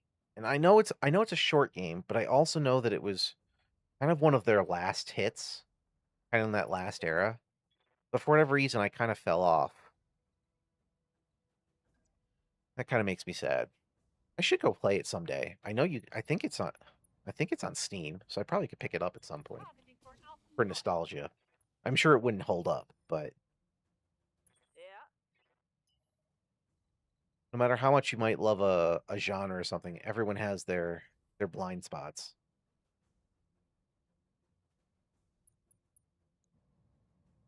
This is why I said it's really hard to recommend them to people these days. But I mean, if you love those old BioWare games, you obviously can handle a slow game, a turn-based game, because you play this, but heavily modded, just like me, right? Waiting for orders. There's a mod for. Okay, Jaden will say Fallout 1 is the best. I really like Fallout 2, but it's probably because I played more of it, to be fair. But I know there's like an overhaul mod. I did it with Fallout 2. I haven't gone back and played Fallout 1. There are things that improve the graphics some. There's a few mods that people have put together that have added some of the cut content that, because of time they weren't able to include in the games.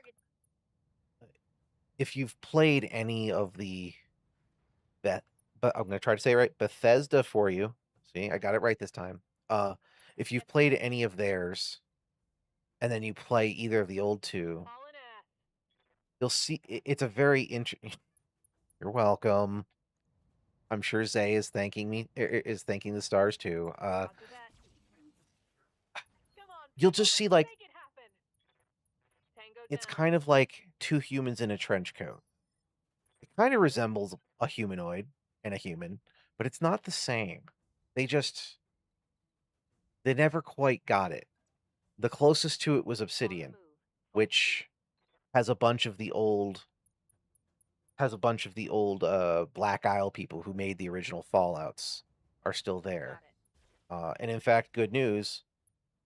Uh, I don't know if Asha Sharma will end up being a positive or a negative in the gaming industry in a whole, but the fact that she's basically having Obsidian make the next Fallout because it's been like 15 years since Bethesda's made one is fantastic. So anyway, that's enough on Bethesda. I love the Fallout series, so I'll always preach it. Let me get this next guy, and then I'll come over to read your thing. Just keeping the flow here. Oh right, it's an enforcer. You suck. Okay, fire away. So your last current endgame top level play is an AFS Merc unit. Think privateer letter of marque, cool, but allied with the Federation Sun. But a unit that still remembers the FedCom, the dream of the new Starleague. Oh, that's cool. I love having those head cannons. Unlike Tex, No. who's always basically crazy Van Zant militia people, crazy super extremist I think I just hit Reporting. myself. Minimal damage. That's my unit, is it? Yes, I did. Oopsie. Ready for orders. Um he always plays periphery people. Losing armor left and right here. Ready for orders. In the old days, they didn't do the nuance of the everyone kind of being shades of gray as much as they do now. In Battletech, in my opinion. Of course, I was a kid, so whatever. But I always had a partiality to House Davion. But I also think a lot of the storylines that made them more gray like the others, I think that kind of came with time. I think they were more presented a little bit more heroic in the early days, and then they fixed it. Damn. Let's do this. And I never really played them. I mean, I've played a little bit of the various Mech Warriors. The only one I've played to completion is Mech Warrior 5 Mercenaries and base Mech Warrior Clans. I've played both of those more recently. So I don't know the stories of like the glory days of those Mech Warriors too well.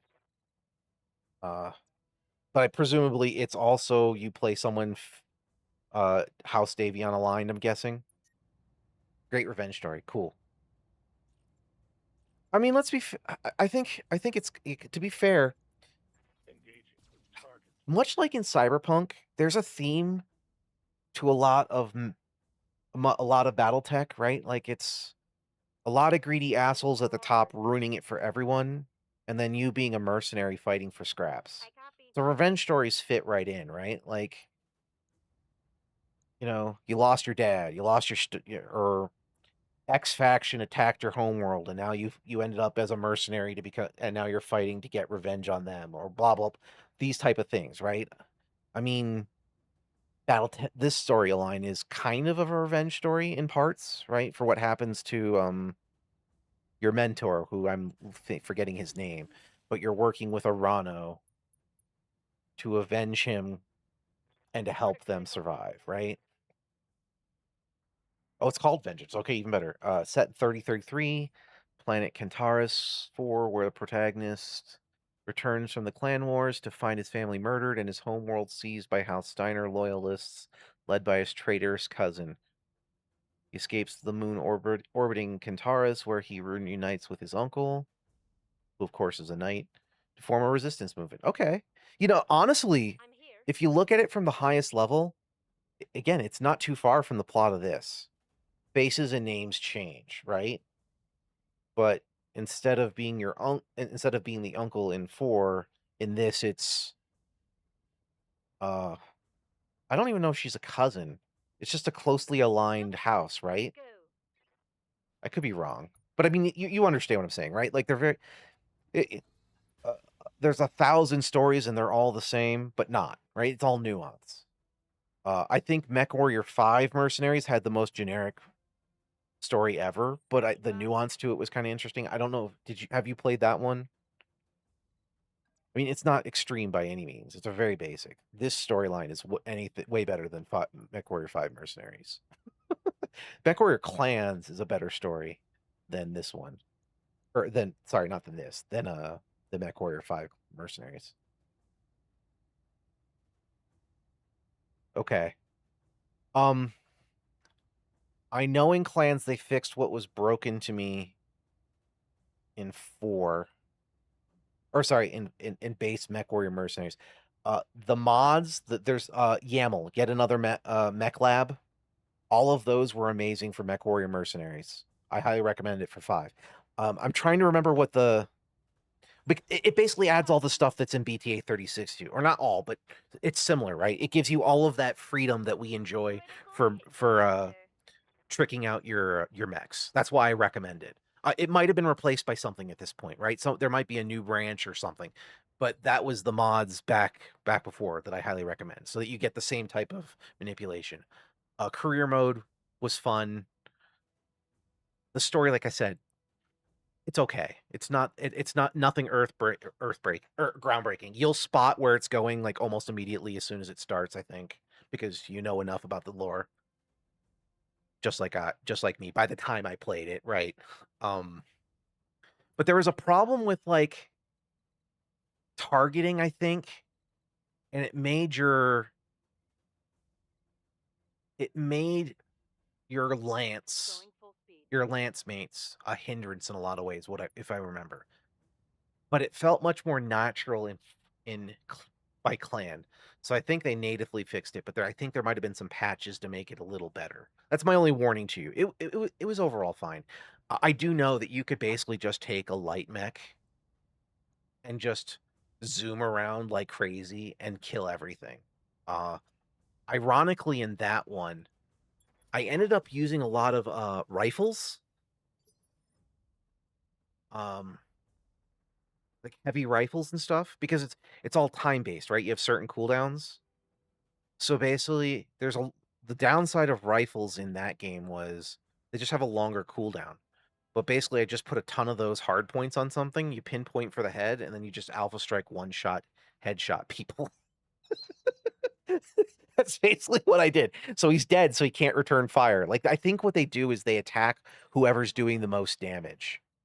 And so, depending on what mechs you gave your lance mates, Roger that. cause them to basically take all of the fire from the AI or something. I think it was something like that. It's been too many years since I actually played it, right? But that's vaguely what I remembered. I mean, and I couldn't really risk having too much rare components in my mechs because I mean, like I was coming like I was Right here. every part of my mech was usually coming home completely into structure every time. My goal was to basically survive a mission without losing limbs. Again, I'm not very good at the mech warrior games, right? The action just I don't do as well. And I definitely would do terrible on stream playing them.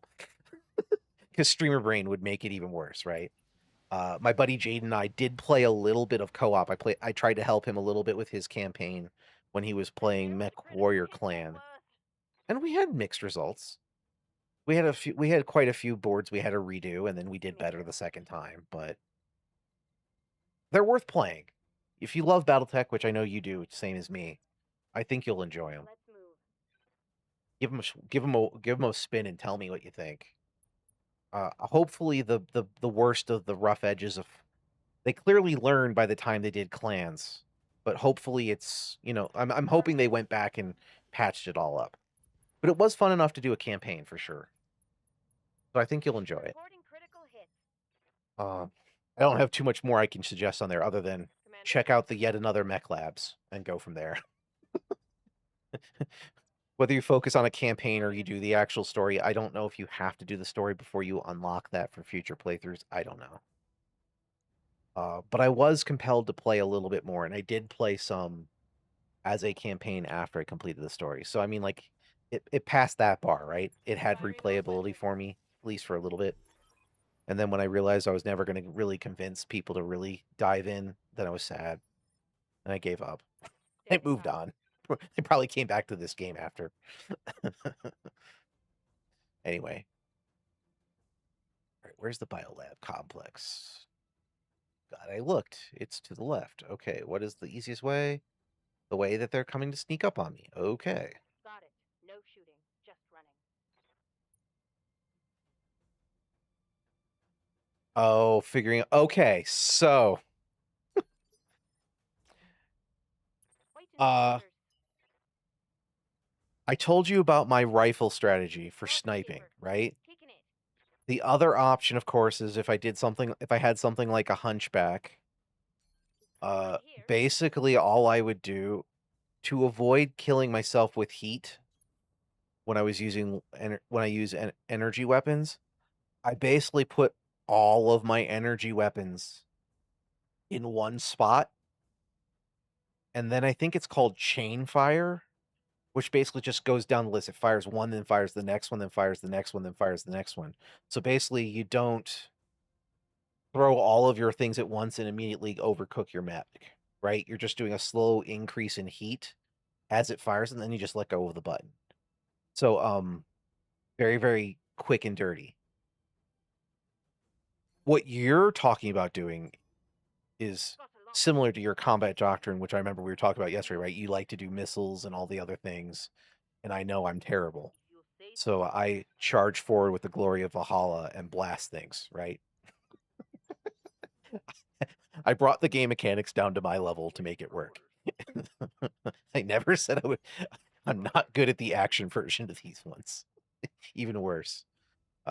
Part and parcel to my like getting lost in a paper bag, and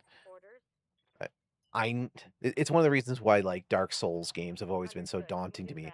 But when you saw us play a little bit about Remnant yesterday. It's like it's a Remnant. It's actually a Dark Souls game that has a map, which seems to be like an anathema to like the actual Dark Souls devs. Hey, if you figure it out for your HOTAS, good luck. Like I said, I give you all the props for being the more veteran or the more nuanced commander. I'm just crazy, as you said yesterday. I found a link to because it's been forever since I saw Mad Max Fury Road yesterday. Because I was trying to find the Warboy chant. Just to kind of find so I can get more of the phrases right for my thumbnails. And it's only like 45 seconds long or something, I think. And it's just watching the first guy spray his face with a chrome, get shot by a crossbow. And he goes, "That's cool." He's still standing on the front of this freaking truck. Pulls up these two like basically gun lances, like they have spears with explosive tip. That shouts out "Witness me" and then jumps down to blow up the buggy. Like, yep, that jives. That's me and my hunchback, Char- charging against an Atlas or whatever, just shouting "Witness me" at the top of my lungs. Like, I'm at least self-aware enough to know my combat doctrine is not for everybody. But because of that conversation yesterday, it really helped put into perspective. I'm like, yeah, not everyone thinks like me. And like I said, with that text video, when he talked about the hunchback, I was like, I feel so I'm so seen and so called out for my shenanigans. Why I really need to try a charger. Uh, I don't have the anti-charger stigma from MechWarrior Online, but I understand that that's where it comes in the community is for how it's designed there versus it's been designed in other places. So one day.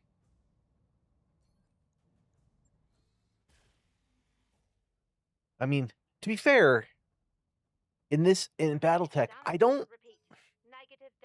think when you're first getting started, especially when it's basically it's when you're fighting all the light mechs, that's when Rock'em Sock'em but Robots works the best. But the farther you go in the campaign, it's not necessarily a great idea to charge and actually do fisticuffs versus an Atlas. uh, the triggers fire in both push and pull.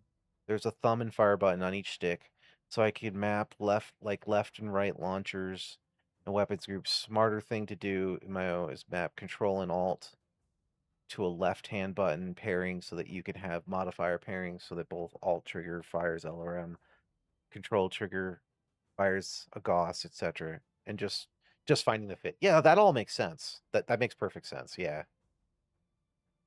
Again, when I was younger, I had a flight stick. I never went the full HOTAS route. I never played that console game that had like the $100 extra uh controller for it. That was a mech game. I know of it by reputation because my buddy Ambridge Chromehounds. Okay, I trust you. You knew exactly what I was talking about. Like, I never played it, but my buddy Ambridge did. And he talked a lot about it. I never got that far into things like Ace Combat or anything. I played very, very basic games, like one of the ancient X-Wing versus TIE Fighter games eons ago, but I never got into that side. Flight games and whatnot weren't necessarily, again, I've realized over time, like, Commander. I never had the greatest reflexes, and my directional sense problems always made them challenging, right? Like, so it's probably it's just one of the things I've learned. Like, it's probably one of the reasons why I gravitated to turn-based and still love those so much as Commander. my most preferred style of games. But I can do, Well I then. mean, I can do action games. I'm just not always bad, and I'm not even always necessarily the worst shot. Aye aye. Of course, if it was a competitive game, and then of course you have On the humans move. involved who are going around, they're all bunny hopping everywhere. I ain't hitting Waiting for crap. orders. Like, it's within limits. I'm okay, right? Comp Stomp is just fine. But it's again probably one of those reasons why I just was never super into the competitive scenes before I got older. Which, because I've noticed, I Tracking on think target. the most competitive folks in Report general it, Commander. in a vacuum, it seems like the younger generations. And then as people start hitting their 30s and 40s, even the most competitive seem to start shifting and being a Full speed little to target. less into that. Yeah, I saw pictures of the controller. It looked amazing. It also looked like it would make my head hurt, but as I proved by playing the BTA 3062 mod, I'm not afraid of complexity. I'll make complexity simple and then expand on it as I can, as I slowly adapt to it. But sometimes I need the push to dive into it to learn it. Like, I need some. I think I'm one of the rare breed who actually learns well from lectures and stuff. I also have a propensity to lecture myself, so maybe they're hand in hand. I don't know. Um, I try to fight against it, All but weapons I know it's removed. part of my nature. But a lot of people don't work well with someone just sitting there telling them how to do. I do more or less, depending on the subject matter. X-Wing, TIE Fighter, XVT. I don't know what XVT is. I probably do, but I'm not thinking of the acronym. Didn't play X-Wing Alliance, Falcon 4, Apache Longbow, MechWarrior 234. Okay, yeah, so you definitely have much more. Oh, X-Wing versus TIE Fighter. Okay, the one I mentioned. Got it. Yeah, I should have realized. Okay. Yeah. I'll try. I had one of those way back when. I don't know. I don't know if it was freeware or what, but I know someone gave me the discs, and they weren't necessarily. I mean, they gave me the discs and I played, but I don't know if it was copy of the discs or what. As a I'm kid, receiving you. not having much money, played the hell out of that, even if it wasn't necessarily my genre, right? I'm taking some serious hits. I'm not the biggest Star Wars and Star Trek guy.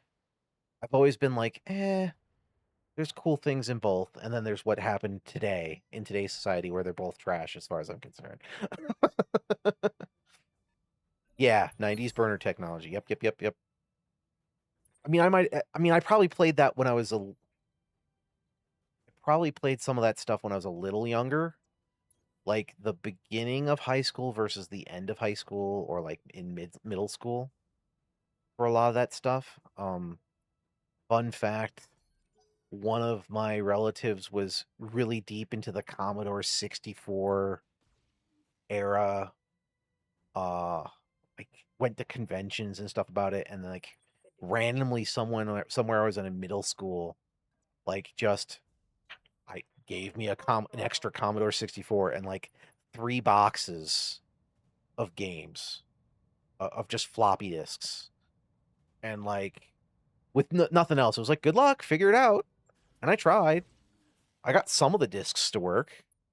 There was a bunch of games I played that way. I learned, and then I had a bunch of stuff. I'm like, I really love to play it, but these discs don't work. And so, like, I might have had like 3 different copies of Spy vs. Spy, for example, right? One of them might have worked.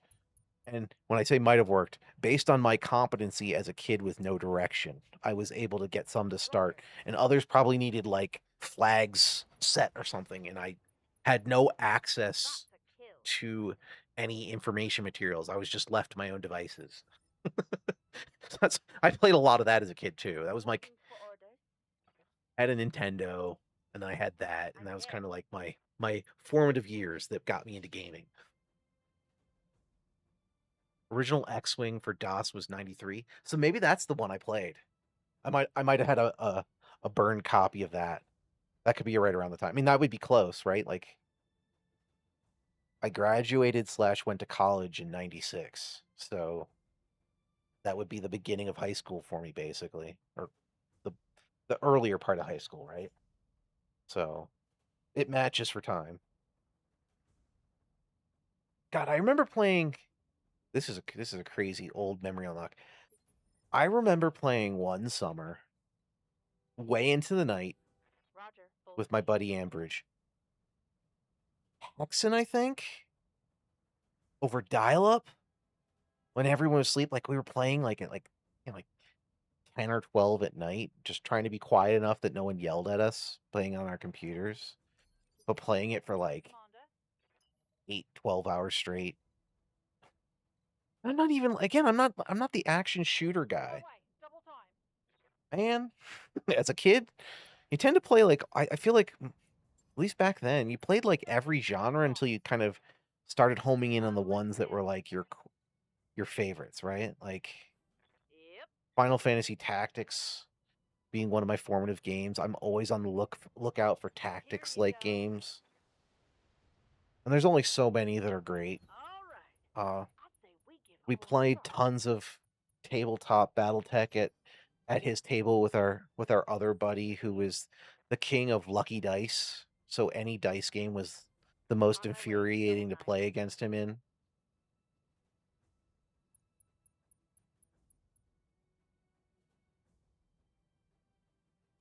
Yeah.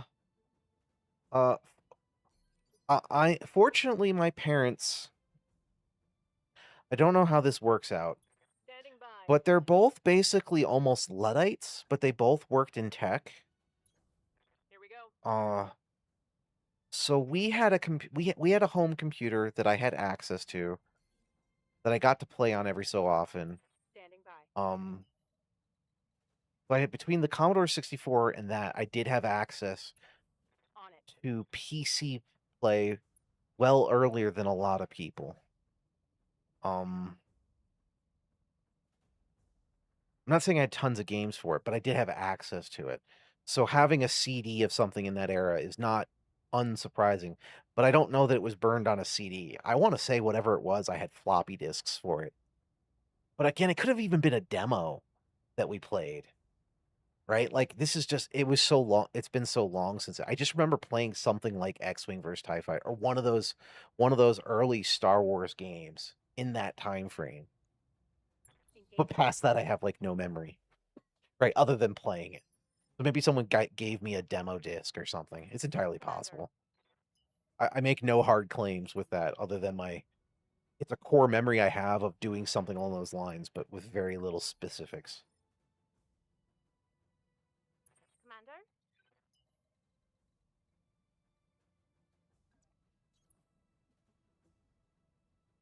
So much fun stuff back there. Yeah, Sound Blaster. Hell yeah. Now does it? I mean, I know they still technically exist, but I know the market share also has massively fallen off for like separate music cards. But back then, hell yes, everyone had those. I even had like, I even got in a little bit on dual SLI for a while. I mean, that didn't last. Although I'm pretty sure Nvidia would love us to go back to those days. They'd love to sell you two 5090s. I ain't doing that crap. That's crazy. But I'm sure they'd love to sell you two. They'd love to bring that back. Orders. In the era of like ICQ and shit, that used to be amazing tech. Full speed. I don't even know if ICQ still exists.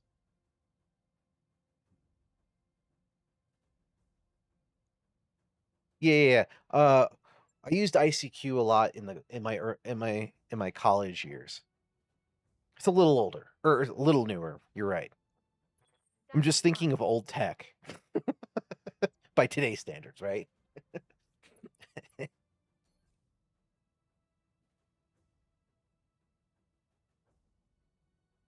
Hey, welcome to the party. Rifle and I just waxing nostalgic about the old days. Also playing some Battletech. Somewhat well. I haven't taken any damage so far, seriously, in this mission, so that's a plus.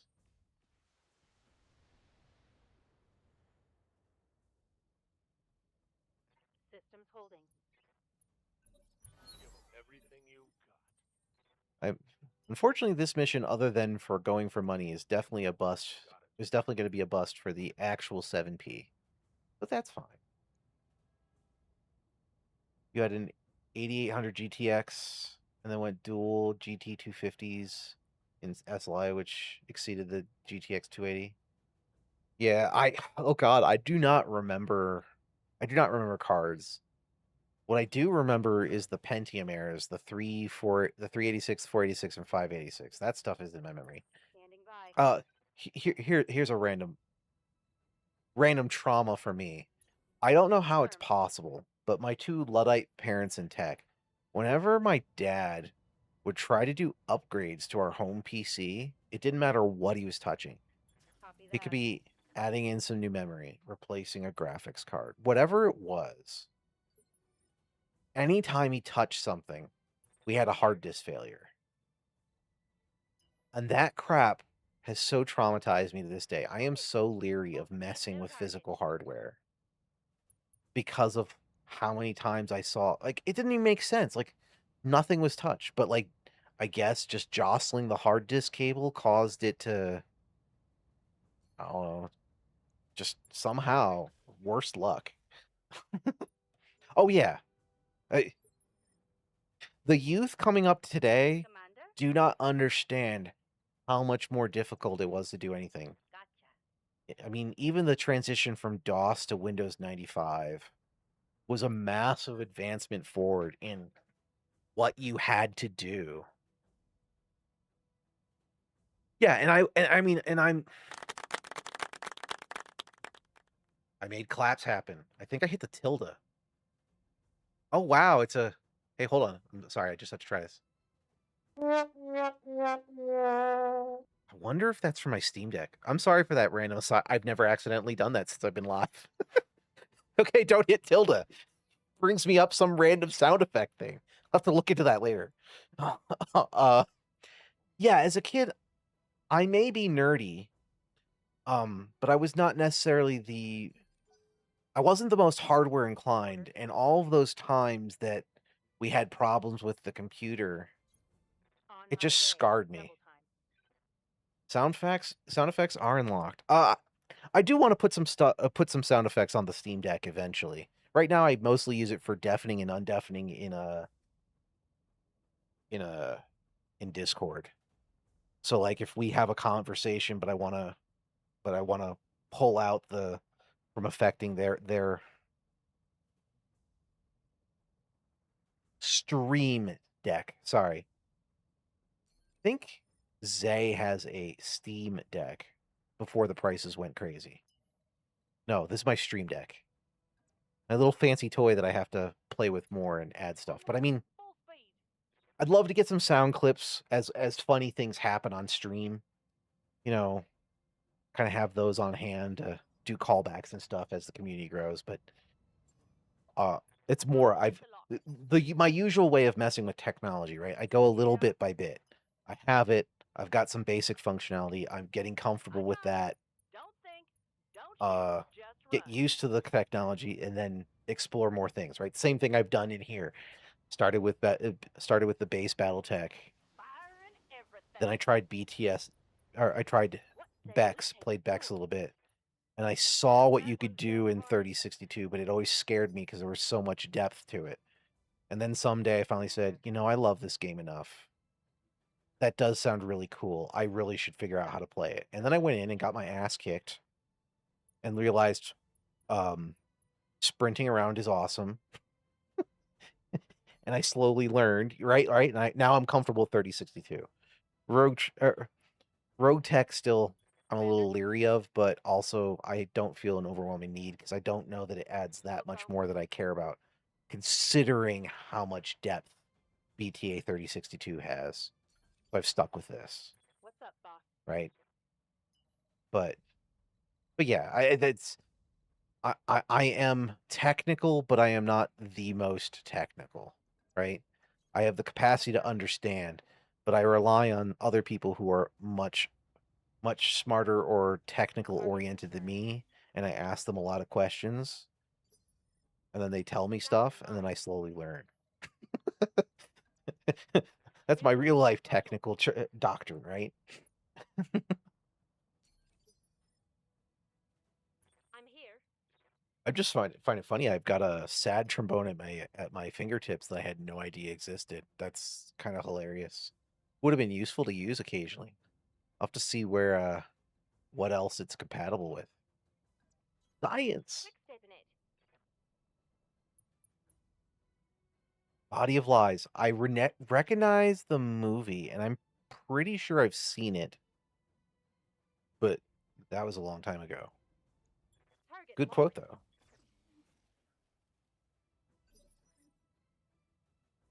Hey.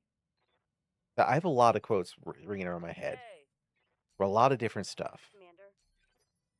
Roger. And unfortunately, as you get older and you cram more stuff into the meat sack up here, some things get more, Barely hit, Commander. yeah. I've always thought that about eidetic memories. It seems like in some cases it's great, but, Affirmative. okay, so here's a tangent about me that's kind of funny. So, the, Engage. my way of coping with stuff, right? I kind of have something different. Have you ever seen the movie Dreamcatcher? Good to go. There's two parts to this for analogies. But in Dreamcatcher, one of the main characters has a highly compartmentalized mind. So like there's an alien who tries to take him over, but he has some core secret that he's hiding. And so he kind of retreats to his mind Engaging fortress with thing where target. he's just basically like he envisions all of his memories as boxes, and he keeps shifting them from room to room to prevent the alien that takes him over. So okay, so you got that kind of concept, right? And also, I believe it's in Tolkien, but either that or in other elven myths. Elves tend to, they do their meditation and whatnot, and in some of those mythoses, they also kind of have like a meditative compartmentalization process. And I kind of have something going that's kind of in between those two kind of things, where I'm good at Waiting for orders. compartmentalizing and suppressing things in general that I Roger, don't want to Commander. think about. Engaging it. So in general, they don't bother me as much. However, when I get triggered will get triggered by them, much like some of those elven myths. When they come back to the surface, they bother me more. So I can put them away, but they'll inevitably come back to the surface at some point, and then it's like fresh wound versus. So unfortunately, with you with perfect recall, right? It's always there. You just have to be brought to the surface, and bam, it hits you, right? But I think you might also, yeah, yeah. But I'm not. I definitely don't have perfect recall. It's more like I'm good at compartmentalizing, compacting, and pushing it away so it doesn't bother me. But then, of course, I stumble over the cube that I've compacted, right? And I go, "What's in the box?" And I open it up, and then it's like all of a sudden, like now it's like now I have a very unhappy day, right? It's kind of a different thing. It lurks beneath the surface. Yeah, yeah. Good to go. Anything could trigger a reference. Yeah, yeah, yeah, yeah. Yes, Commander. Yeah, it won't give me near perfect recall, but like, like I don't like heights. And I can put that out of my mind. But then every time I get on an airplane and we're doing the ascent, right? The big height doesn't bother me, but the climbing into cruising altitude is horrible every time. And I'm like, "Well, flights aren't bad." Until I'm sitting in that seat and we're about ready for takeoff, and then it's like a really bad time for me. And I just have to kind of like sit there and kind of like breathe and get myself prepared so I don't freak out on the flight. I've never actually completely freaked out on a flight, but you know what I mean? Like, right? Like it gets to me every time. I can put it out of my mind. It doesn't bother me. Then I get there. I'm like, oh, the Right vibe here. isn't great. Mm-hmm. But it's not like I'm recalling 15 times where I've had like that bad experience. It's more of like the impression of the thing that bothers me will come to the fore again, but not necessarily full perfect detail of the thing. But I see what you're saying. Yeah. Oh, you're gonna get some now. Yes, you are. Yeah, you don't mind flying, not helicopters, but climbing a 12-foot ladder gives. Well, again, it's certain heights, and it has. This isn't uncommon. I'm not an expert in this area, but I have consumed some stuff where people have talked about it. There's something about how our brain, like at a certain height, we no longer can have the capacity to just keep it as a concept in our head. So short heights are the ones that are most likely to affect most people.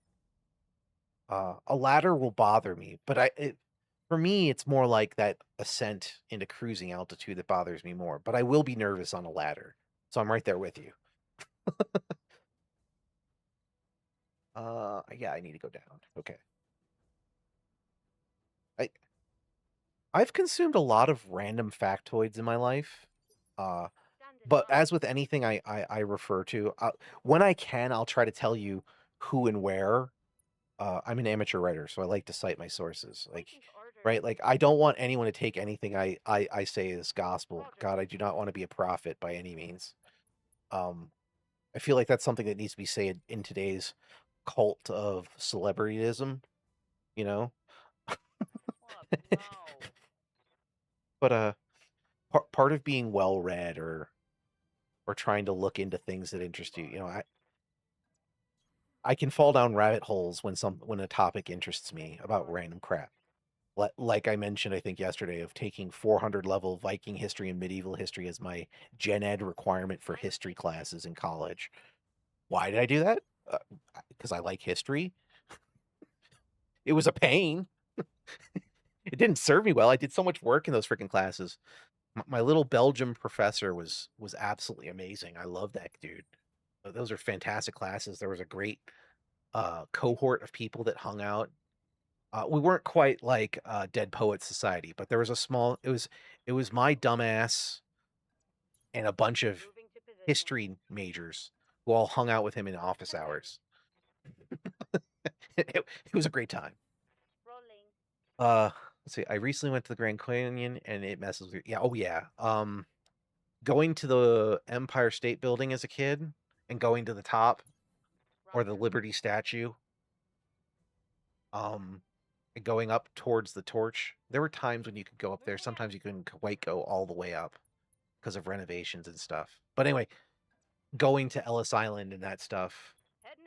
And then you're kind of near the edge, and I'm like, no, I'm just gonna stay way back here. Thanks. You guys enjoy. Like, not my scene.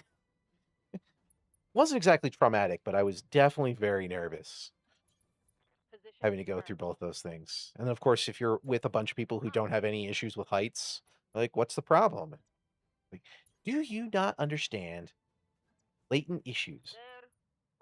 Well, I'm sensitive to people who are like have extreme arachnophobia and stuff. Like, I get it. I totally get it. I mean, I don't get it as in like it bothers me, but I understand that phobias are a thing, you know? Like, okay, whatever. I'll try to be cognizant and not throw them at you or bring them up.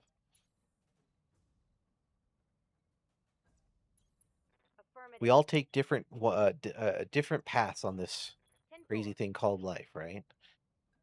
I'm there.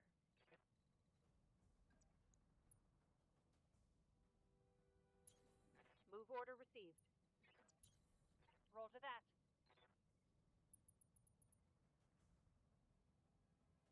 9.8. That milliseconds squared. Okay, stretch time. Sorry, I was trying to read your greater than MA. Oh, I'm getting up. Oh, I'm a little bit away from the microphone, doing the full stretch, because you're going to yell at me if I don't do a standing stretch. Okay. Stretching out the back, stretching to the left, stretching to the right. All right. Done. Meters per second, mass times accelerator. Okay, yeah. I was assuming it was that, but when the stretch came in, my brain stopped trying to parse. Yeah.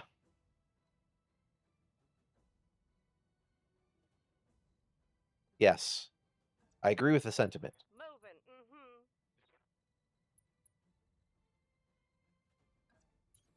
I feel like quoting text from that random machinima, Moving to position. "Warheads on foreheads" is what popped in my head as soon as Roger that.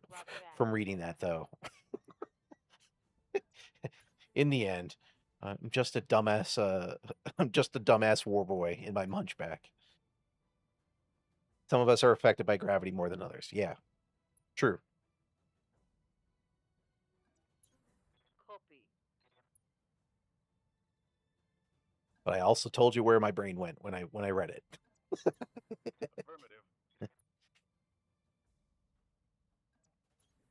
Copy that. You know, I feel like it's almost a rite of passing as a kid, doing something Knowledge. stupid like jumping off of a roof and going, "That's a bad idea. Don't ever do that again." I don't know about kids these days, but when we grew up, Location. I could go, dude, I took Aye, the aye. subway to another state for a Affirmative. Magic the Gathering convention. Coordinates received. And I only think my parents were vaguely aware that we were doing this in high school. Moving to position. I was gone until like 10 p.m. that night. Location confirmed. Cross state lines. I cannot imagine parents today thinking that that is okay. But the sheer number of times we went on bikes, we're out for the whole day. I took the bus to the mall all the time. Just- the changes in society have been very different, you know? Oh, right, because they're spawning, so I can't do anything to them right now. Jerks. Confirmed. I'm there. Fine. I'll just position off the side in this crystal field for Order acknowledged. defense. You guys can come up. Affirmative. Next turn, you'll be able to start laying down some artillery. Position confirmed.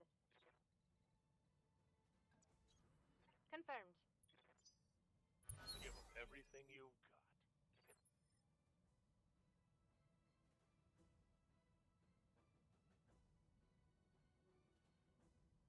got. No.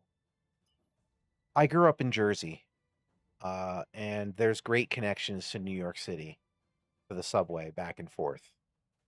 The area I lived in is kind of in the middle of everything. It was a bunch of suburbs, and there's nothing in it, but like you go 45 minutes in any direction, and that's where the malls are, or the big supermarkets, or the big movie theater, or et cetera, et cetera, et cetera.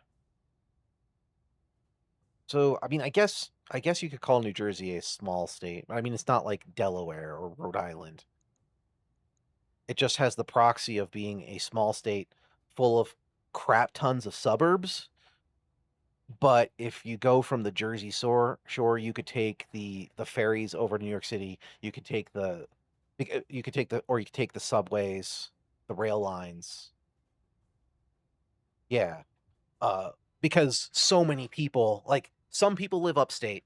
A small number of people were crazy enough to live in the city because it's so, I mean, not because living in New York is bad these days, but it was called the Rotten Apple before. Like, it's cleaned up a hell of a lot, but it's expensive, like way more expensive. I remember going there as a kid because, whenever family would visit, inevitably, if they stayed for long enough, there was going to be a trip to the city. So I've gone and visited New York City a ton of times as a kid.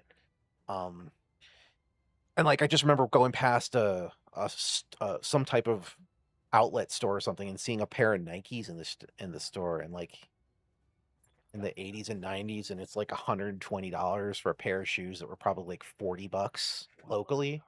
Like if you just went out of the city, you'd almost be better just to drive outside of New York City to do all your buying or all your purchasing of stuff. But of course, then you need a car, and that's also probably a question with how many people in the city have one. Yada yada yada yada. Orders.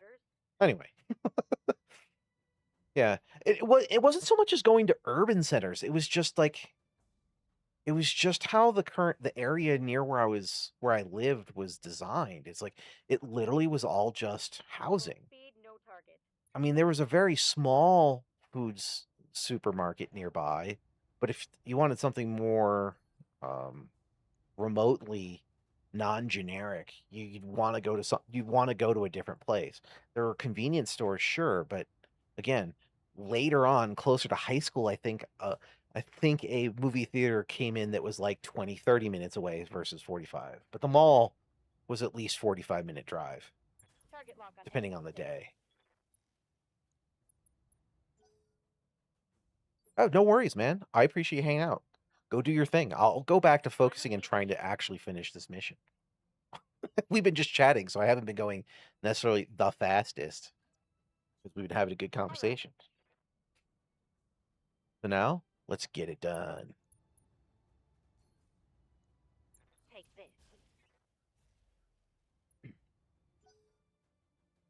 Will do. Standing by. I want to get this done because I want to try at least one more mission today. That's going to take me over my normal time, but not by too much, I don't think. Just going to make sure it's not like a crazy Warzone mission or something. Do something sensible.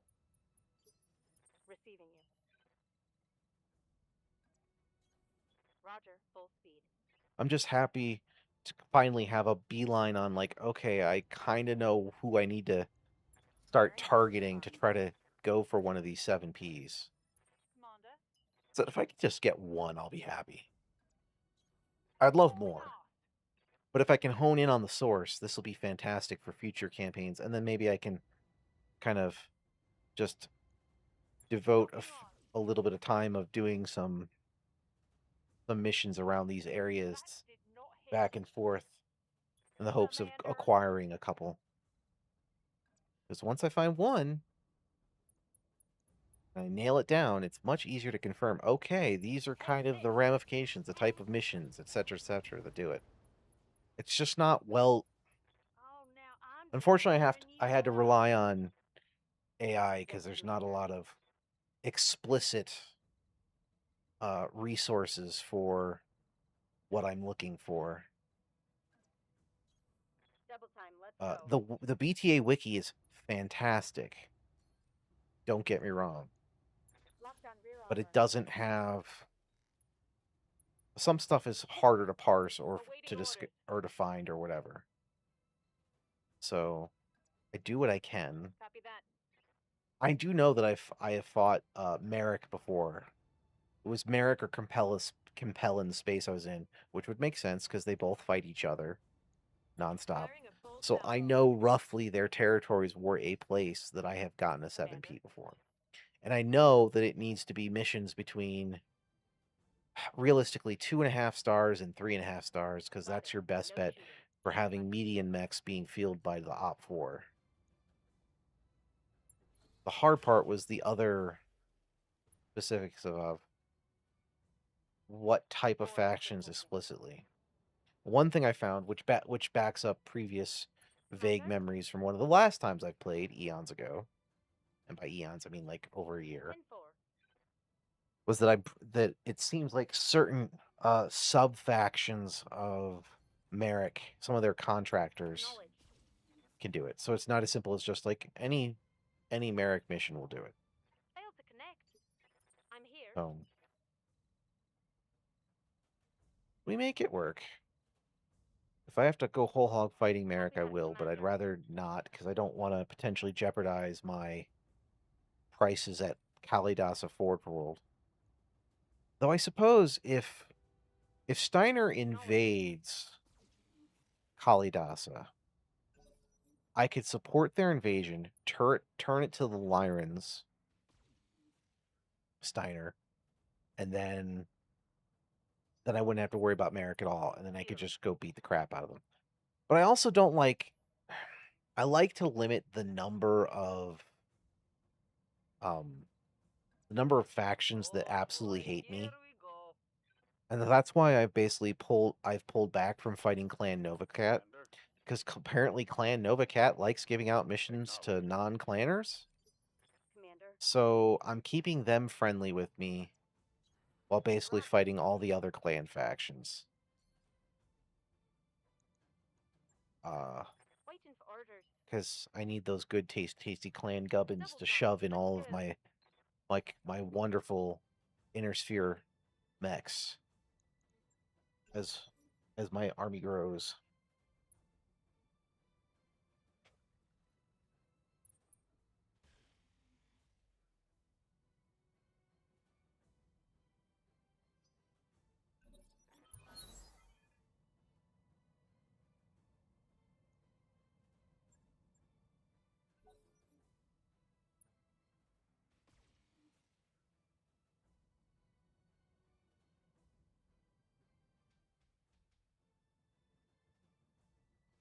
I can't believe there's still turrets helping. That's great. Commander.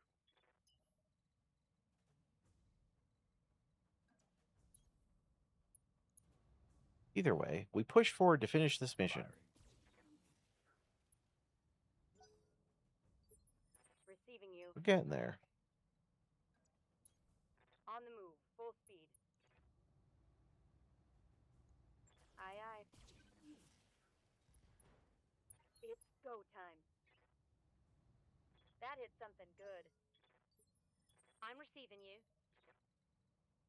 Okay, that's not bad. Yes. Do that. Aye. We can remove that cicada. Roger. Close. Commander? Full speed. No target. Acknowledge. Come on, people. Let's make it happen. Goodbye. Yeah, that's what I thought. Honestly, I expected him to eject, but I will take unconscious and or mech destroyed instead. Confirmed. Target's taken a critical hit. Just a Yes, Vulcan. Commander. Y'all really gave me inefficient or unscary opposition here. You can ambush me all you want. This is not a threat. Yeah. Confirmed. Here we go.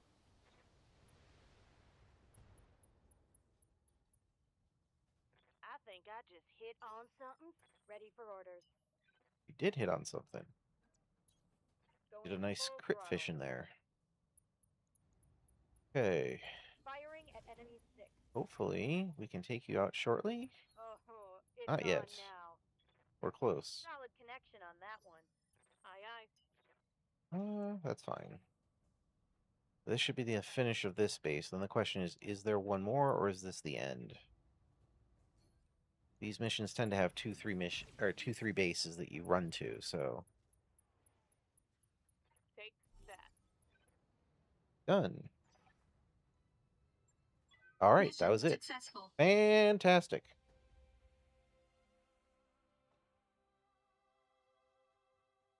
Gonna do one more if we can find a good one. Let's see what we got.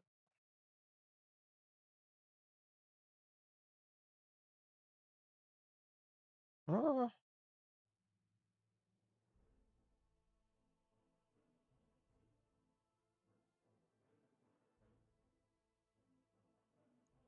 good payday. Not enough for another hunchback, though. Not yet. What do we got? What does a Corsair have built in? It's a hodgepodge of everything. God, it's my nightmare. Uh-huh. Nothing too exciting down there for Gubbins. I mean, not surprised it's Inner Sphere. Oh, why don't I just take a Thunderbolt? That's fine. I'll grab a Thunderbolt for sale. Wait, I need to grab the right pieces. You're different. Artisan Heavy Tank. No, thank you. 5 SE is the Thunderbolt I'm going to grab. There we go. That's just free salvage. I still got the other Thunderbolt. Okay. Piece of a guillotine. I mean, it's... Guillotine wouldn't be bad.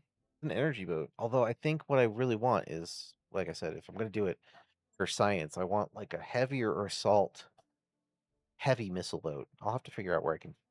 What is a good what is a decent or good slash decent platform for that meets how I like to play. Hardest part is always movement. So realistically, it probably needs to be up engined significantly so it has at least some movement capability. 4 movement pips is a little too slow. Just because I like to be able to race around the map, like zoom in. All right, there I can save. Good. We do have enough money to transfer to another system if we need. We do have a bunch of stuff on here, but too heavy. Still too heavy. It's free for rep, but not what I want.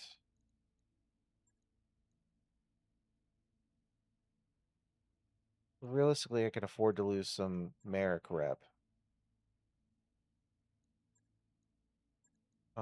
Individual weight limit, that wouldn't bother me. Versus the Terrans.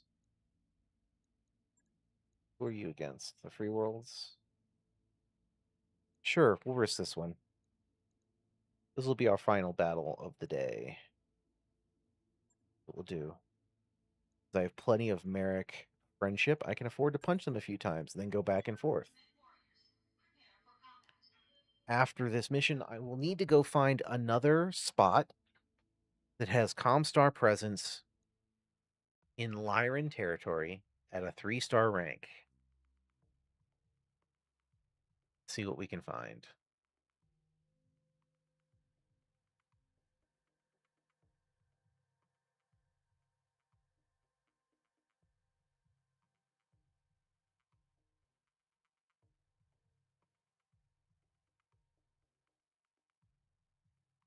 And while it loads, I'm going to step away for a second and check on the kids, aka cats.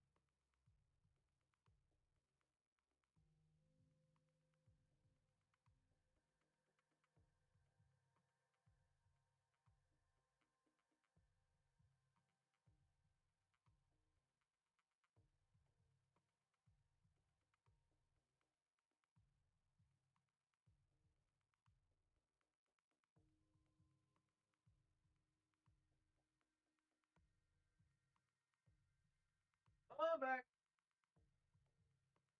There we go. I'm also back.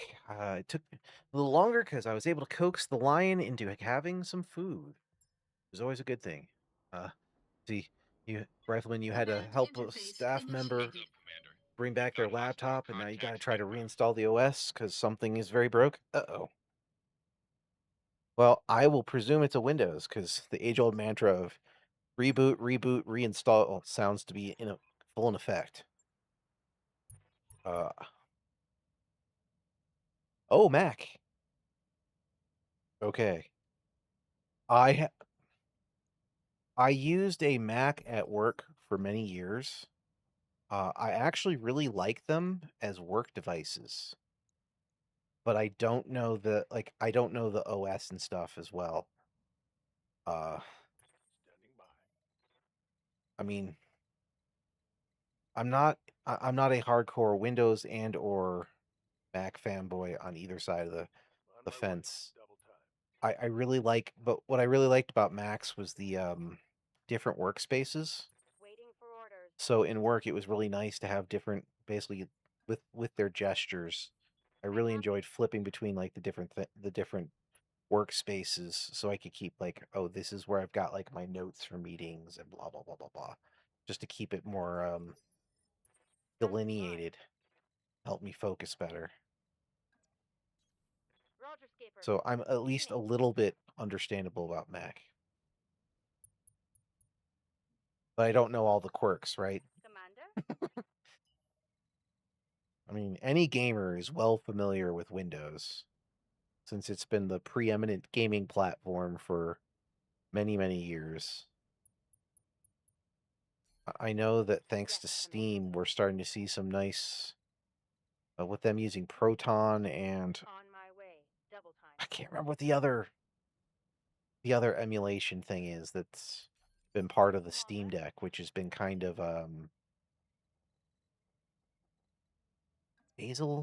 basic, I don't know, something like that. I mean, my brain can't remember the exact name. But they've been getting a lot more stuff working on Locked on. Bazite. Yeah, I was close. Basil is an herb, but it was close. It's missing the last couple letters. Yeah. That's what I was thinking about. I haven't dug into any of that stuff, but I've been hoping for a Windows competitor to catch on. And unfortunately, I think as we've gone with how massive On my way. Double time. operating systems have gotten with everything they do, all the ease of use, regardless of how terrible the updates have been on Windows. It's kind of, I don't see anything right now completely upsetting the cart of upsetting the cart of the Mac versus Windows, and then Orders. a small contingent of people, and they're not that small, but you know, and then there's another group that does Linux, but I don't see Linux taking over for gaming anytime soon. But things like Bazite and whatnot are nice. Yes, It Commander. moves towards that. Maybe we'll end up with someone who does something like the Red Hat model, but specifically for gaming with these resources to make installation super easy for just about anybody and make it much more casual accessible. Negative damage. Repeat. Or maybe from some of the breakthroughs that Mac has had with making stuff more efficient. I saw there were some stories that came out recently. Maybe with the change in leadership in Apple, maybe they'll make a concerted effort to get into the gaming space as another avenue of money. I mean, it could happen if they can continue to keep efficientizing their chips and whatnot. Linux is definitely getting more getting more prominent, Rifleman. That's what I'm saying. Like with Bazite and whatnot, that's what's really giving me some hope there. I just think it's they're missing the company that's like Red Hat Linux. You need someone who does that specifically for gaming. And I agree with you. I mean, all of the foibles with Windows 11, like with the updates, they're like, oh, by the way, you have a laptop and it's a Dell laptop. Yeah, well, guess what? It doesn't work anymore. You're just gonna have to reinstall everything. Oh, and don't update to the OS update that basically made it so your computer doesn't work. Like that crap is not acceptable. With Steam now producing their own Linux Steam OS, yes, yeah. With Proton, yeah. I'm on the same wavelength with you. That I think this is helping. I just don't think we've seen the shift hasn't happened. But as long as Steam keeps helping with this, we could see a bigger shift. Like, unfortunately, due to the RAM prices and whatnot, that really undercut the Steam machine and its capacity to be a significant threat in the market. Now it's just yet another overpriced, way too expensive piece of hardware. Moving out. I mean, not that I would expect anything Steam makes to fall outside of being a luxury good, but the more accessible that becomes and making it a nice, cool little Windows box, it's fantastic. I mean, honestly, I thought it had a great use case for being like just a simple a simple gaming box to hook up to your TV in the computer or in the the living room. Yes, Commander. So you could play like split screen games and maybe be a media center and et cetera, instead of having like a traditional console. But with its price, thanks to all the RAM price, I mean, it's use case where I could see it. It doesn't even apply to me. I only know one person, my buddy Ambridge, who even considered it to be like, huh, maybe that'd work. And I think that's because he's basically he's been playing on consoles for many years now. And he doesn't have a functional PC, but he also knows that he would like to have a functional PC. So something that's kind of console-like, but also gives him the PC capability is appealing to him. Well, okay. This is statistics, right? Like 70% of statisticians will tell you that you can make statistics say whatever you want. I think they couldn't back off their plans completely, so I think they're selling them in extremely limited numbers. So it's very easy to sell out when you only build, say, like 100 of something, right? And it's the same thing I expect that while I think both the Microsoft and Sony Commander. next consoles are going to do atrocious, I believe they will also sell out because they're not going to sell them in they're not going to build them in the quantities that they used to. So I think that's the thing. We don't know how many Steam machines they made. But I almost guarantee you that if we can ever get some numbers to come out about it, it's going to be a very small number. So yeah, it'll sell out because there is a market for it. It's just I just think they're too expensive for wide mass release and impact. Hey, Bitey. We were talking vague industry things again, talking about prayers for like Linux being a competitor to Windows and the Steam machine. They're selling between 12,000 and 15,000 a week. I mean, that's good signs if they are. I don't know how many people there are. I don't know how many weeks they can sustain that for, though. 'Cause, I mean, that means what? Like, so 4 weeks in a year, or say at the upper end, trying to do bad math. That's like 90,000 units in a month. A little less than 100,000. I don't know that they can keep that up for like a full year. I don't know if there's enough people that have the discretionary income and who are in the right segment to keep buying them. That's my only concern. But it's great I mean, if that's true, then that's great. All weapons are Hey, full. Nose. Thanks for raiding. Hey, Cray.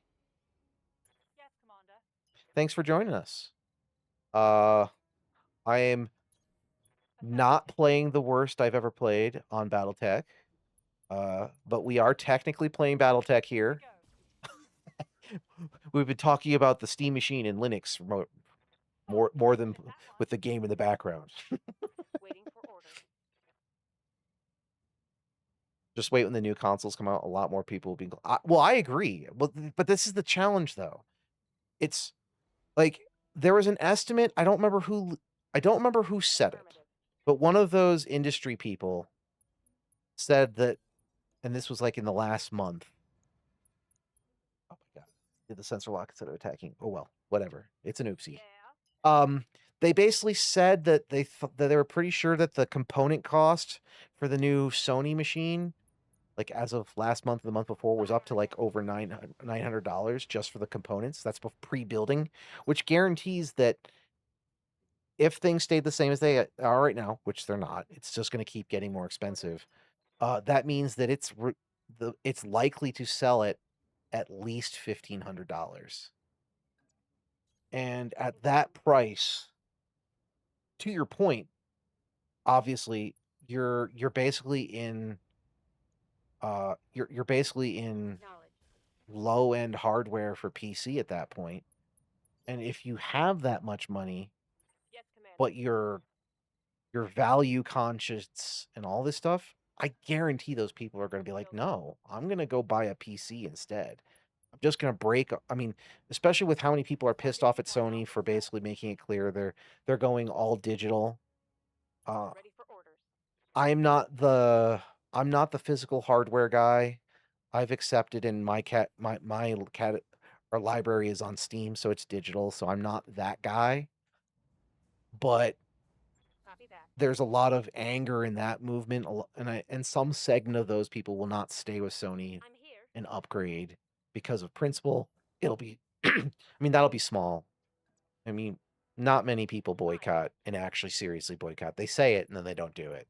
But I think the shell shock is going to push people away from those new consoles. It's butting up against custom built units. This is catering to people who want gaming PC but don't want to build their own. Fighting against pre-built. Yes, I agree with that sentiment. That's why my buddy Ambridge is the only person I know who is considering, at the current price level, still considering a Steam machine, because he doesn't want to deal with it. It's just an all-in-one box, which you technically can replace components. And I believe from some of the teardown videos that I didn't watch, but I kind of saw, it seemed to indicate that it's actually pretty modular friendly, and that you probably can upgrade it to your heart's content. So, Critical hit, Commander. Steam wins anyway. Well, I mean, that's the meme, right? Steam does nothing and wins. I mean, they're doing something now, but I just referencing the theme. If you want their hardware or build yourself, you still will use their store. Agreed. I'm surprised people are complaining about digital games so much. Look how many people pre-ordered GTA 6 digitally. You're not wrong. And see, here's the thing. So being in the digital camp, I think pretty much everyone here is kind of on that side. And it's a principle thing. And also I think it goes more to collectorism. I'm not a big collector of things, at least not physical things. I don't really need a lot of tchotchkes laying around my house, because then I have to do something with them, right? Like I have to find space for it, and if I ever move, I have to move them or get rid of them. Standing by. It's why I'm like, I have a couple 40K armies sitting in the basement.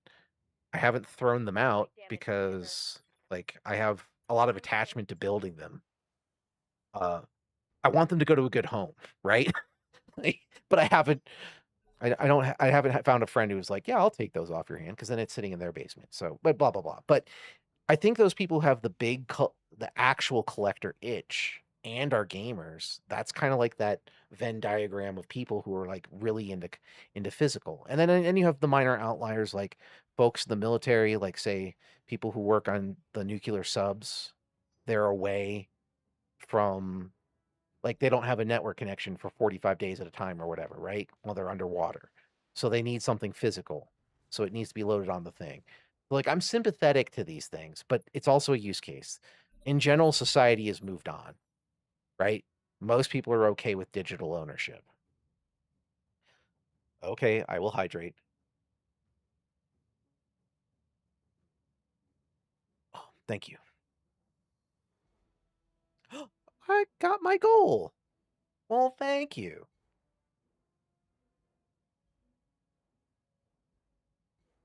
The difference between Roblox and Netflix. Oh God. I want nothing to do with Roblox. I understand what you're saying though. I'm also not a fan of steering for services anymore. When they first started, they were, yeah, I'll update the goal for next stream. The Redbox, isn't Redbox dead, or are they, or was it one of the other ones that died? Thank you, Zay. Yeah, okay. Redbox is dead. Yeah, yes, because physical is just, well, it's because it's a dying breed. Like, my concerns here with Sony is mostly it's Sony being Sony. Whenever Sony's in pole position, whenever they're in the lead, they're the biggest assholes in the face of the planet. They just don't care about their customers. They always do that. Remember, they were the ones that were fighting against crossplay with Fortnite back in the day because they were in pole position and they didn't care and they wanted their money. So they're like, screw you. No, we're not going to play ball. Then eventually they did when they started losing a little bit of market share. I'm receiving you. Most people don't care. But at the same token, here in the US, I know this will be different in other countries because despite being a first world country, we're also a third world country in many ways. Like our internet infrastructure, the farther you go out of the cities, gets more and more atrocious. Acknowledge. My parents live like 15, 20 minutes out of Charge a critical hit. reasonably sized urban Waiting areas for orders. in the Midwest. And the best they have is satellite, which is ridiculous because people just we haven't invested in the infrastructure.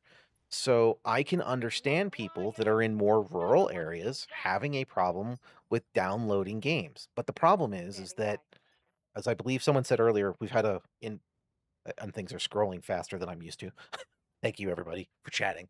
But we don't, the infrastructure is so poor that they can't do it. But at the same time, how long has it been since an actual full game has actually been on a disc, right? Like everyone has day one updates. So even if you bought it physically, like you can't, in a lot of cases, you still can't use your game even if you had it physically anyways. So I think we've been away, as people have said, like we've been away from a physical focused environment for a while. But some people just have that collector spirit. I think that's where the most comes from. And then secondly, it's because they're in areas where it takes a really long ass time to download games. So any head start they can get, I think, is advantageous. And you can't rule that out. I mean, that's why. So Google Stadia was launched way too early, right? But it only reinforced the point. A lot of these clueless gaming journalists who said it's amazing, they all live in like big urban centers where you're close to the servers, where streaming may actually work. But streaming is not going to help for those people in rural areas like rural farm areas that are gamers. It's just not going to work. Yeah, Redbox let you go pick up a DVD. You went to the box and then grabbed your thing and then you could turn it back in. Yeah. And okay, I was mostly postured, but I'll sit up a little bit more. Here you go. I will stay this way as long as I can, and then I'm going to lean back again. I'll try. Yeah.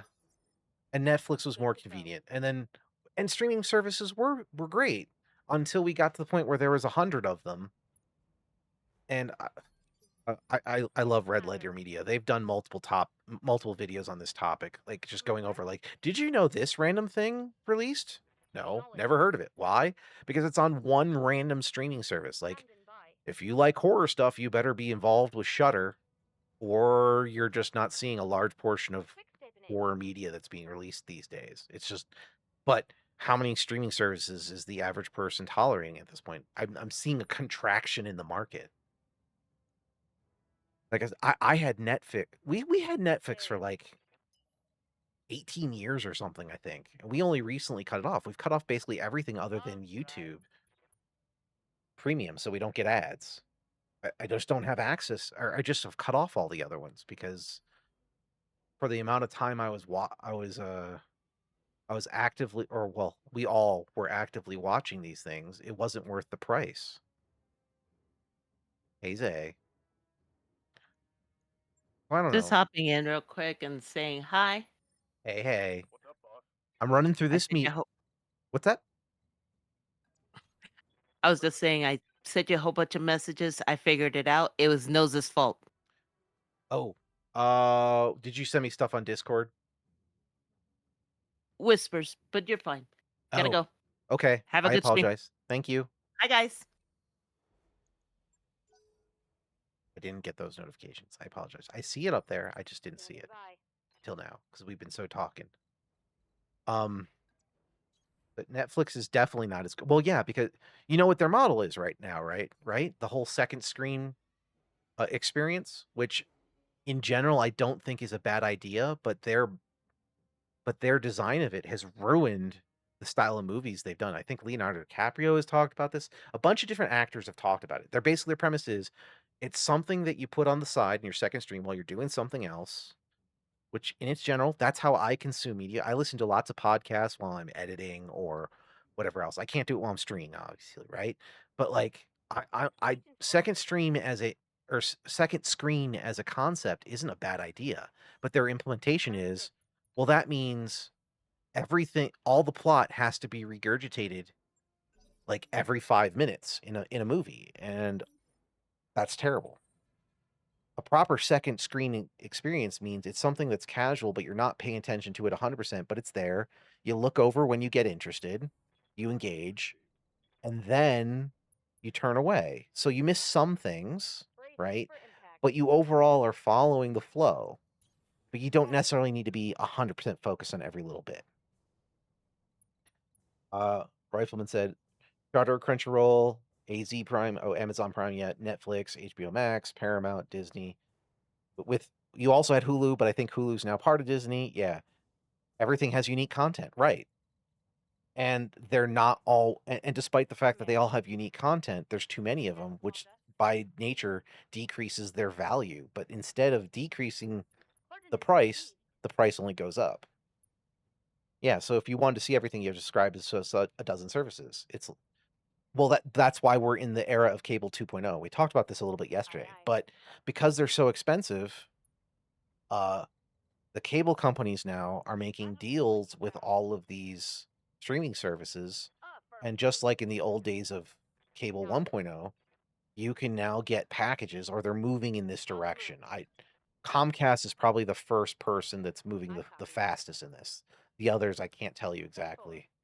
Because I haven't looked recently. But I mean, the whole concept is now you can get different packages that will offer you different streaming services built in. And I say, fuck that. Yeah, it's cable, but worse. But we're moving back to the era of basically bundled cable packages, just with streaming services, because they all wanted their cake and to eat it too, and it's destroyed the era of everyone coming together to watch Damage. every week to see like each episode of The Walking Dead or something. You just don't get that kind of zeitgeist anymore. And I mean, for me, I don't necessarily care. I much rather binge watch content. But of course, a lot of people are pushing back on that, and they're starting to try to release things every week. If you release it every week for me now, I don't care. Like I'm either not gonna watch it until it's fully released, or I'm gonna forget that it existed and I don't care and I'm not watching it. Again, I don't have any of the streaming services anymore other than I just watch like YouTube and Twitch. That's it. You know? Like, I watch a hell of a lot of podcasts of people talking about different things because I'm a business geek. So I consume a lot of stuff about the current AI crisis, about the gaming industry, yada yada yada. I'm not alone in that, but I'm sure I'm not. I'm sure I go above and beyond on the sheer number of podcasts I listen to while I'm doing other work.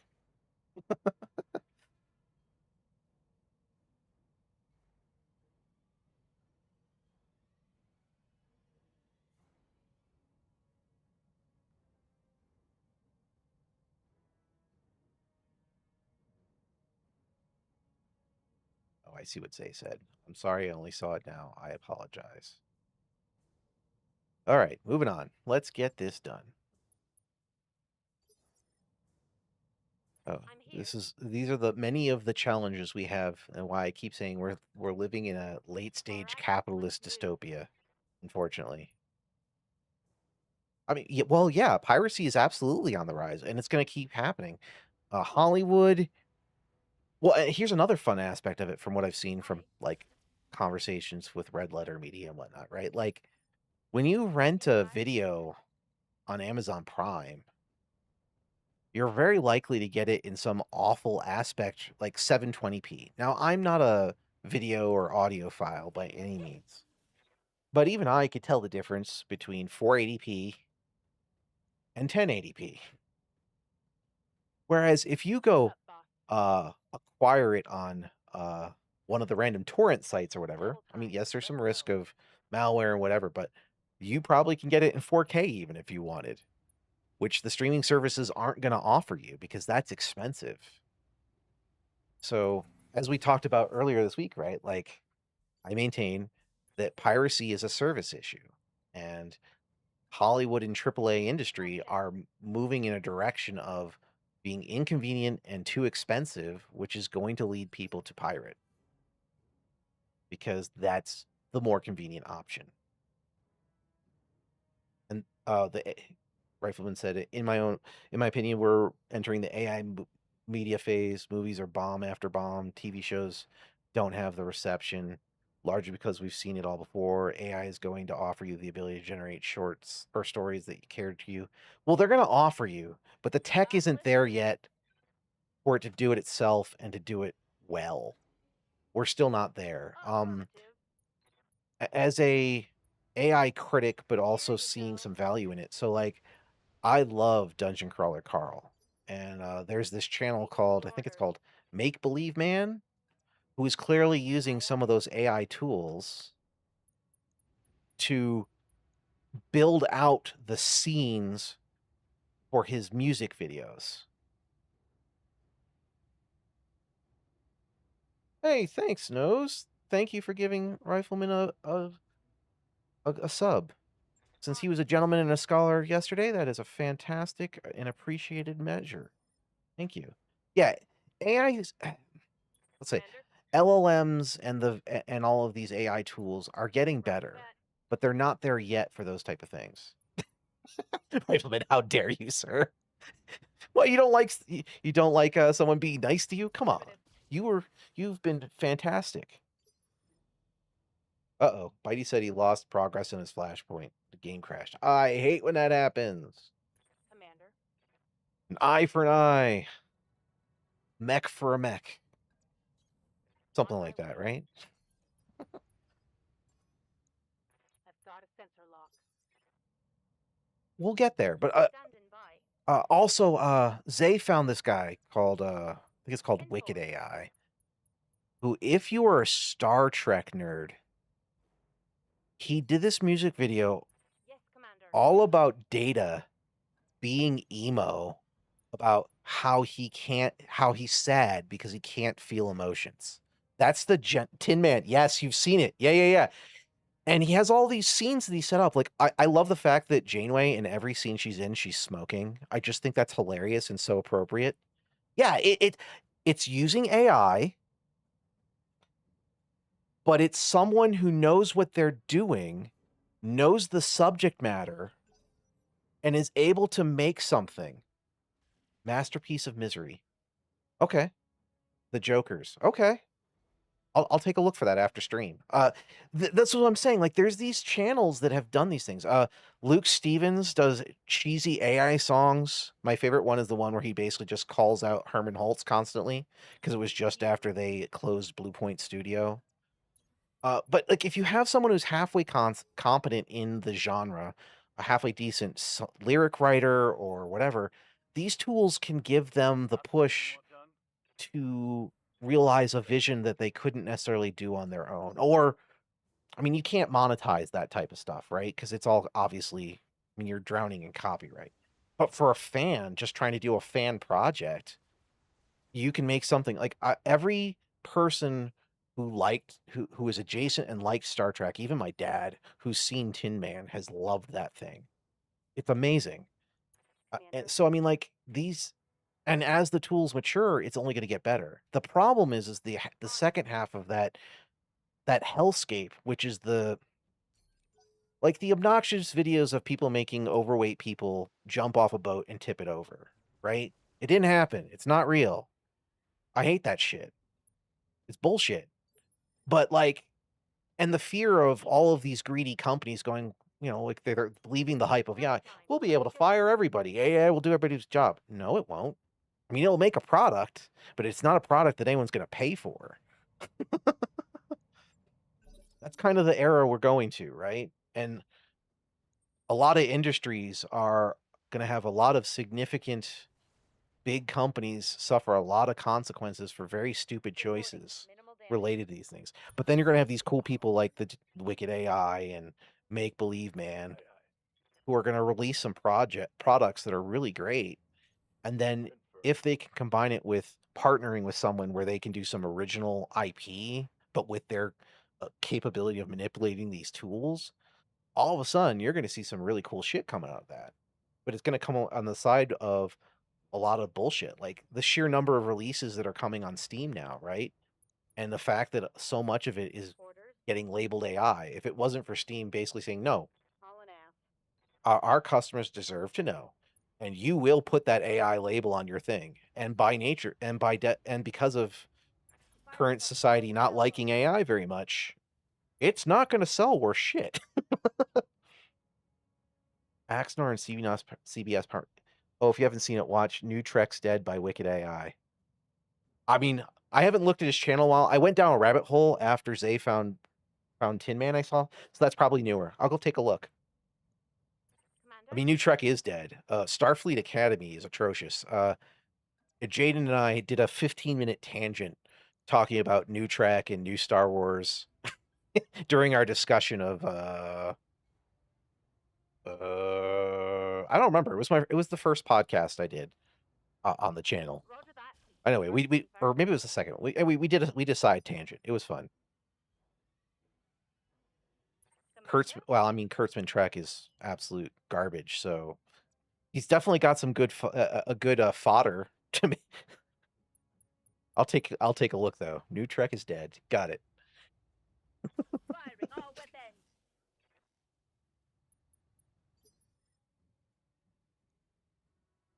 Yeah. Uh, and going back to what just talking about Tin Man in general. Yeah, like I mean the song itself is really well done. It's clear that someone who has a capacity to write solid lyrics did a good job. I love the meta concept of someone having very emo emotions about not having emotions. I just love it works on that. And then all the little gags, right? Of just like all the little scenes. You like seeing the original cast all hanging out in Hawaiian shirts, drinking Firing fruity forward. drinks. Like, yeah, that just works so well. And all the other little scenes of various it's like if you know your Trek, the various eras, there's something in there for you. Like, it just knocked it out of the park. I wasn't necessarily as impressed with some of the other things that he had done, Pushing on but and they weren't bad. firing I'm just saying, on. like, I think Tin Man was his masterpiece at that point, and now I'm looking forward to New Treks of Dead Took him down. because if he mocks that stuff, fantastic. 1 second.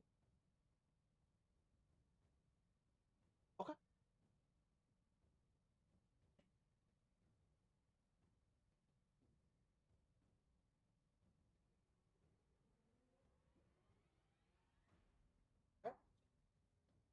Sorry, Mr. Nose, Mr. Analytics came over. Good to go. I'm back. Oh, chat scrolled up. Ah, haha. Yep, I knew I missed something. It looked like it was all right. Let me move my Mac. I'm gonna shoot, and then we'll get back to the conversation. I'm trying to keep it slowly moving. All right.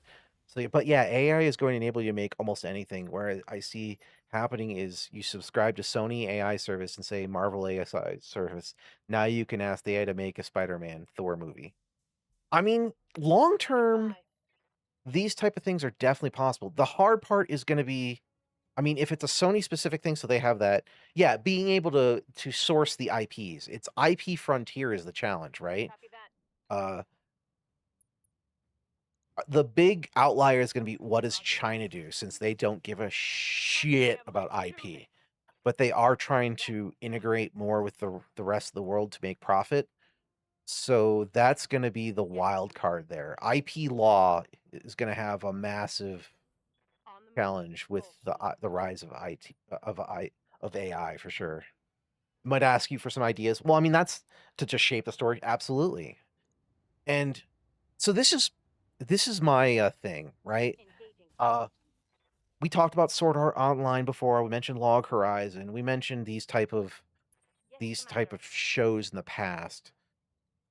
My vision for VR, uh, which would get me enticed to seriously dive in and be like, drink the Kool-Aid, would be a combination of aspects you see inside Ready Player One and Sword Art Online with like the world seed, minus the headset that kills you. That part's not good.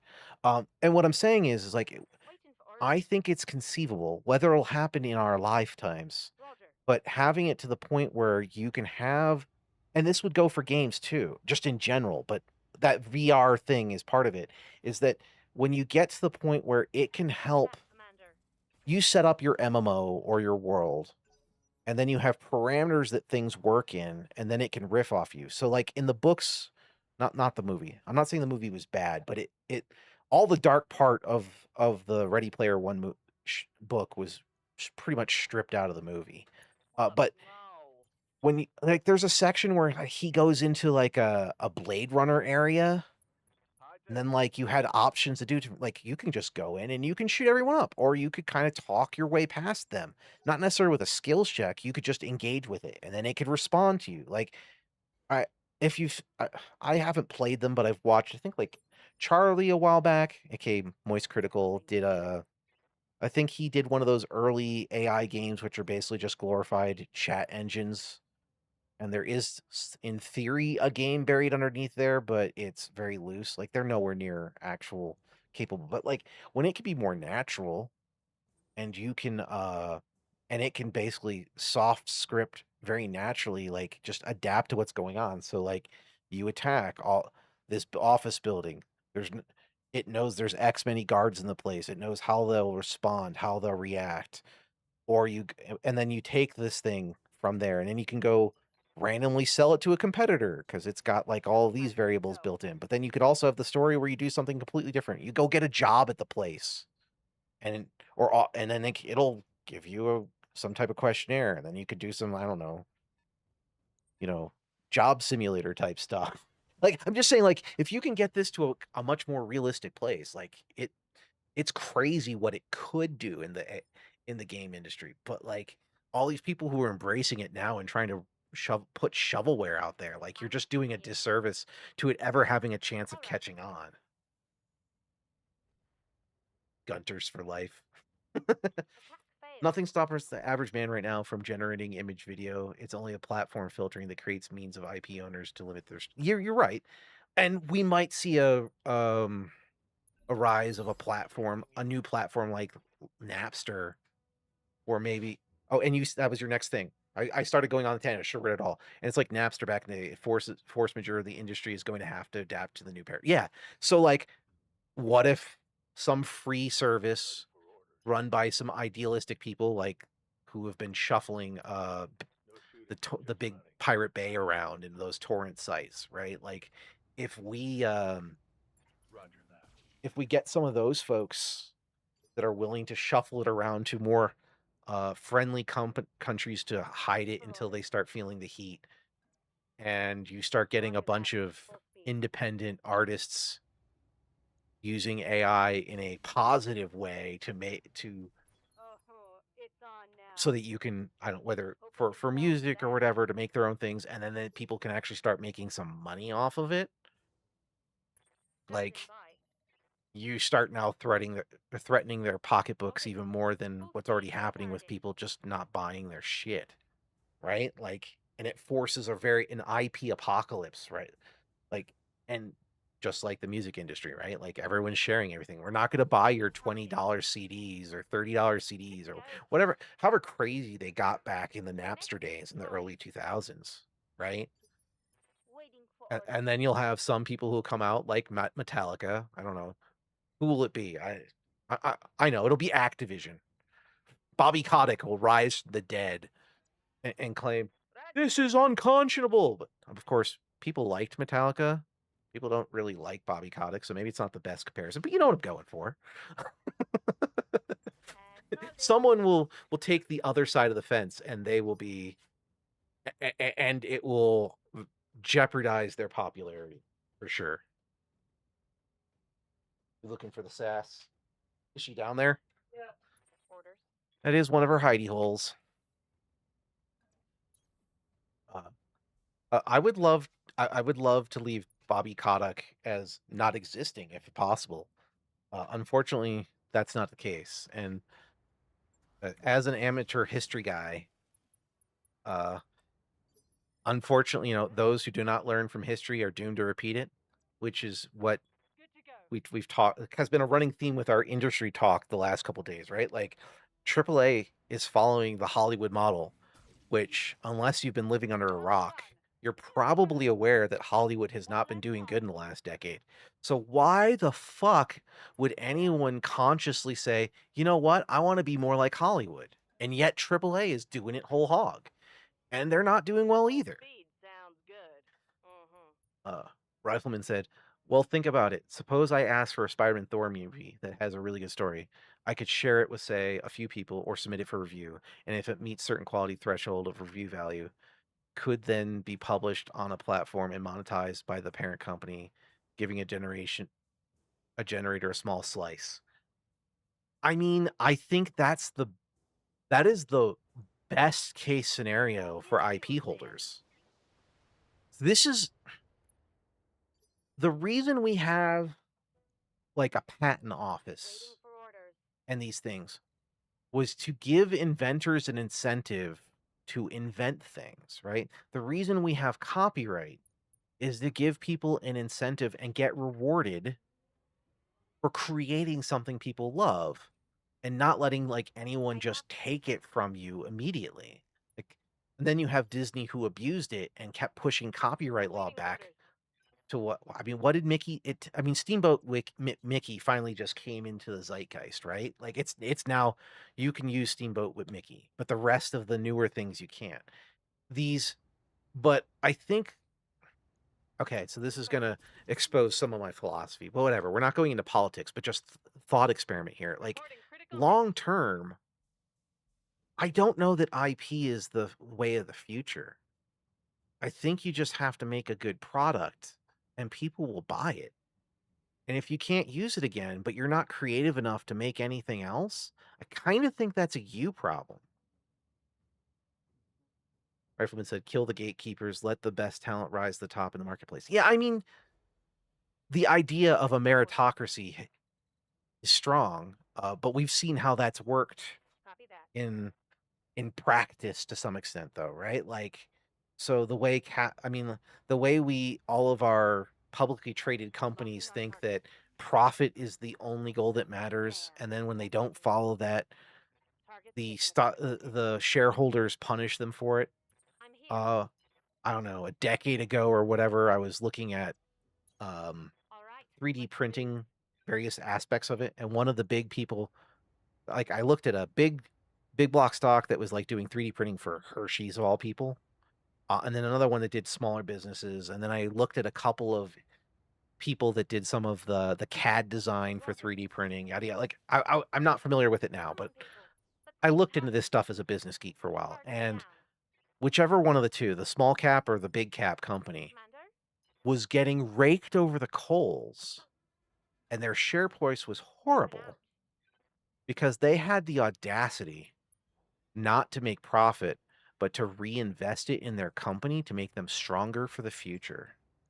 I've got to center lock. And that's just the perfect example of why the current capitalistic mindset we're under. The post was it Jack Welch, something like Jack Welch, something like that. Like it just philosophy doesn't fucking work. You don't need to make all the money in the world. You need to make a good amount of money. You want to be you should be a positively trending company. But Standing like by. infinite profits don't work in any segment. It's sooner or later there's no more people you can sell it to. You've gotten the whole market share captured, and then what do? You make your products shittier. You lay off all your staff, which by nature and shitification, of your product, right? Who thinks that Ready for orders. Microsoft or Google have gotten better in the last decade? I don't think Understood. anyone Moving fast. does, right? Like, but that's the natural tendency with the current Receiving you. MBA design doctrine. And also the fact that we have really incompetent people who just happen to be wealthy Roger. are the people running a lot of these companies. Like, I think if you went back 15 years, I Standing think by. a hell of a lot more people would have uh, a positive view of Elon Musk.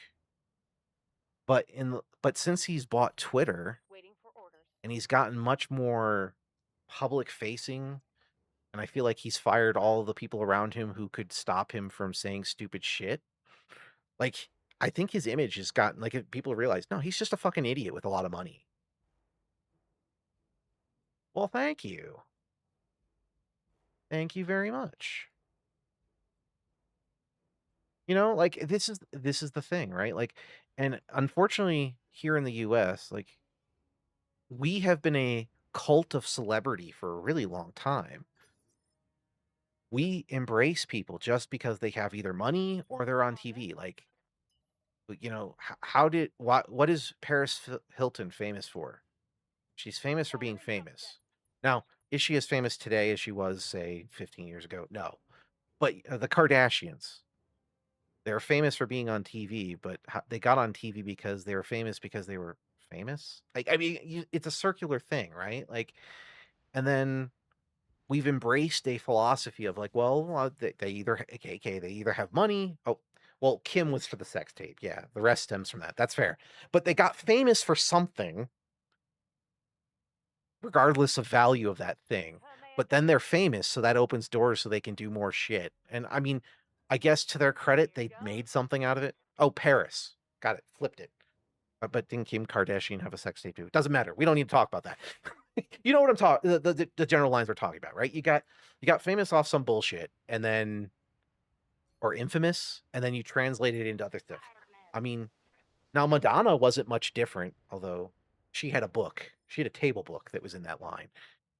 But it's fame to the exclusion of all else. And I don't think that's what we should be setting the values for. Like, just because you play a professional sport doesn't mean you're a role model. You might give people a model to say get out of an inner city, and that's a good thing. But that doesn't, by definition, just mean you're someone we should follow. Like uh, uh, Mike Tyson may have been a fantastic boxer, but I don't know that he necessarily was a fantastic role model for anyone. Just as an example, right? Like, pick your poison. We could talk about half dozen people in that line. Let's see how you And I like don't this. think that helps, right? And we also have a generation of iPad kids that haven't necessarily had as much attention as they necessarily need from their family. They're looking for role models. We tell them that they should follow these people as a culture. They do. Andrew Tate. Thank God he and his brother are finally getting some form of comeuppance, hopefully soon, because they looks like they've been arrested for realsies this time. Like, how many people did they indoctrinate with their pyramid scheme?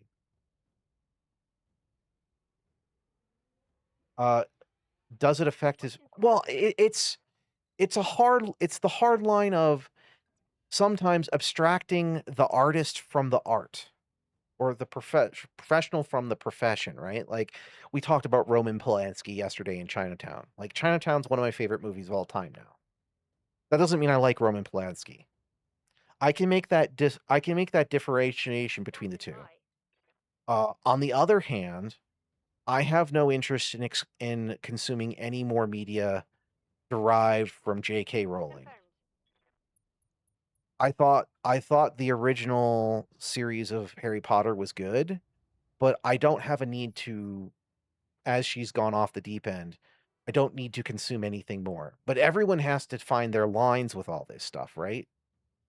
And just because you're a problematic individual doesn't mean necessarily your profession slash art should be outlawed by any mean. I just mean that there's a okay, so I'm an amateur writer here, so this is a hot take. I haven't sold anything. Again, I've only done like 45,000 words on my novel. I haven't touched it in a decade. I'm not trying to be a writer. Writer was one of my options for as a career, and I thought it was a whole lot of work, so I didn't follow it. But I'm just saying, from a amateur writer perspective, she wasn't a good writer at first. If you compare her style of writing from the first book to the end, she was a terrible writer that got lucky, but then continued to refine her craft, and by the end, she has a much better set of books. That's just my hot take. Her opinions don't diminish what she made, and that's why there is a multiple generations of people out there who wave their particular house flag with pride, and that's fine. I'm just using it as an example of a controversial figure and why this whole thing is challenging. Does she deserve to have all of her stuff be made illegal? No, but people should also be cognizant of how off the deep end she's gone. Some people will resonate with what she said too. Like, just me saying that tells you where I think of her views, right? I'm on a different area of the spectrum. I'm more of a moderate, to be fair, but I'm just giving it as an example, right? Like, Roman Polanski is many years irrelevant at this point, so it's much easier to say that. But also, for some extremes, uh, thanks to my medieval history class, I'm kind of a Viking apologist, and to an extent, the Mongols as well. And by that I mean what they did in history in a lot of ways was horrendous.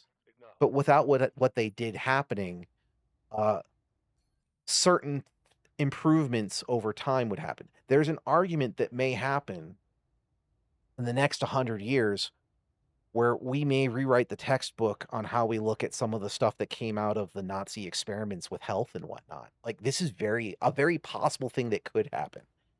We are still too close to those events for that to happen today, but that's what happens in history. Like, look at books written on history just before, just after, 50 years later, 100 years later after the Civil War. What they say were the causes for it, Successful. what they said were the true issues have changed over time. That's just history. But not everyone can accept that views on things can change over time. That's all I'm saying. So like I said, whatever your opinion on Rowling and or her writing and or the ramifications is fine. I didn't boycott the Harry Potter game. But I'm somewhere more in the middle where I understand why some people did not want to have to do with anything to do with that because of its adjacency to her. The people who decided to make death threats and threaten anyone who dared to stream it or say they liked the game when she had nothing to do with it other than they bought the IP, that's where you get a little bit crazy, and I think that's unconscionable.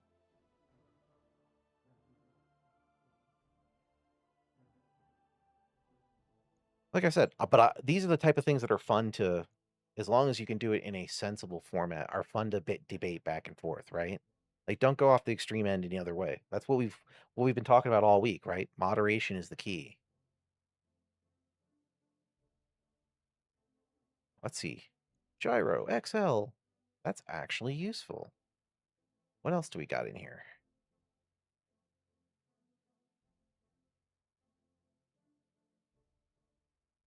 Uh-oh. I'm gonna read what you said. I just want to grab my rewards here really quick, and then we'll get on to the next load screen of death. Sure, we'll grab some Battlear parts. There we go. Okay, and we'll find another mission, because we're gonna do one more, I've decided. An evil act can have positive benefits. I condemn the German Socialist Worker Party and all their BS, their medical value, scientific research into things like aviation and rocket physics were key to the post-40s industrial advancement. That is, in my opinion, accurate. Yes. I think the hard part is getting people to acknowledge that bad can come from good and good can come from bad.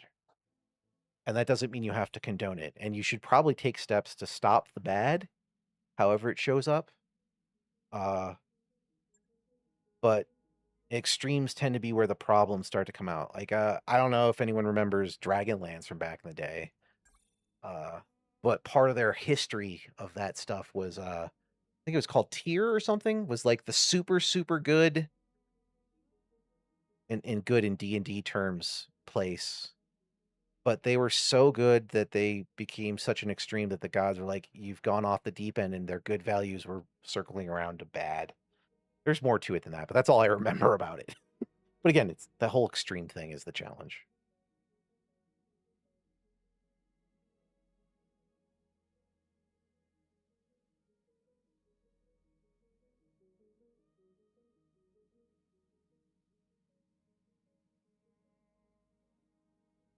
But all right, let's see if we can. I think I needed to go somewhere else, I think, post that mission, right? Or did I already go? Oops, I already did save. Where are we at? Just to confirm. Yeah, we need to go to another planet. All right, let's find another planet. We started with IP ownership. Dude, welcome to me. I will ramble on shit all day long. And again, amateur business geek. I'm not the best. I don't know everything. I do like to I love to be confronted with different views, right? I think that's the only way you can grow as a person. It's why I said, like, uh maybe I didn't say it this way, but I'm like, I recommend people travel. I recommend star presence. Hold on, let me get this set up. Uh, Meeting people of different ideologies, even if they're directly opposed to what you personally think, by having thoughtful talks with them, you can more coalesce what you and maybe reevaluate some things, right? Uh, but I think at the end of the day, it comes down to moderation is the key. When you get too extreme in anything, it can be a problem. Reminder to the opposition, evasion does not strip attack. Hey, thank you for that. You've got a Battletech Nightbot, Zay? Yeah, I like debates.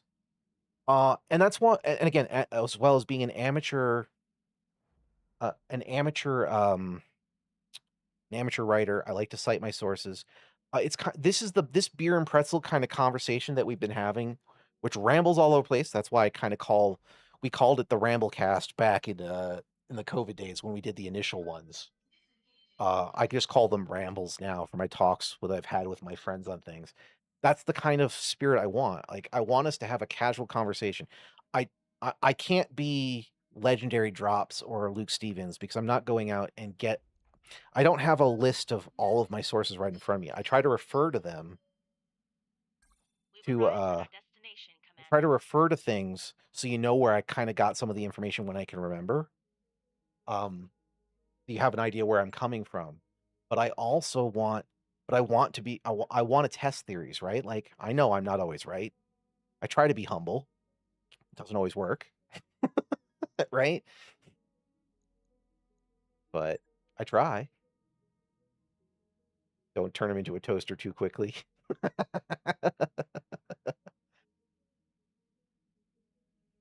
Hey, I love it. Zay, so if you ever went back and decided to actually watch some of my old catalog when I first started doing my videos, I called Zay the Grand Magus, the soothsayer of tech, because of the three of us, I think she's the most technical. I can comprehend tech, but I need it spoon fed to me. And then Nose has done fantastic diving into the back end of Twitch. It's been a very interesting learning experience. Oops, I keep clicking the wrong places. But yeah, I love where we started and where we got to. And I am happy to have these discussions every day. The game is there, and we'll focus on it from time to time. Because that's the backdrop of what we're doing. But it's the vehicle through which we experience and then get a chance to chat about things, right? So I appreciate you going back and forth as we've gone around. But if you want to redirect it in a way, we can. My key is I don't want to go hard into politics, and I'm not trying to offend anyone and everything, but I don't want to be like an Asmongold. You know what I mean? Like, that's just not my thing. I have my thoughts. You have your thoughts. We'll edge on it sometimes because it's hard to avoid, especially when you're talking about the industry. But there's some really good conversation to be had, and like we said, like, you talk views, and like that's how I think that's the best way. It's why I tear down games I love, and I talk about the good things I love about terrible games, because that's how I learn what are the things that make me like the thing, right? So why am I looking here? I'm supposed to be at the command center, right? Keep hitting this button and clicking on something else. I'm getting streamer brain. I'll read what you said in a second. I'm just going to look for another mission so we can get it loading up. Not who we want. These are... Wow, it rolled everything way too high. This sucks. So the only good mission is this one. Okay. I guess we are going to go look for another location. This planet sucks. Put on our 3-star again. Get Comstar. Presence. If I could actually type, which I cannot, as you clearly can see. Okay, Comstar, fine. I would love Comstar to actually be there, but they're not. But at least as long as the Lyrans are there, this is fine. All right, we'll go wander over there. Worst case, I reload from the starting point and we find a better place. All right, back to our conversation. So there's an area curiosity in regards to actors' presence and their use post-mortem. Peter Cushing in Rogue One, or Alec Guinness would be another. With AI, we could resurrect the dead actors to fulfill roles with uncanny similarity. Yeah, I mean, it's Disney especially has been exploring. Like, they did stuff with Carrie Fisher because I think she passed away half partway through one of the more recent Star Wars movies. There was the Tron movie that used a young Jeff Bridges, if I remember right. Got a new financial report from We've seen Commander. the beginnings of this. This is an interesting conversation, and I don't know where I don't know where I stand on it, to be honest with you, because I guess at the end of the day, it's like all things. Like, I may not like Rings of Power, but Tolkien isn't around anymore. His estate is owned by his family, and if his family makes the deal that leads to one of the worst products ever and wasting billions of their dollars on a terrible, terrible thing,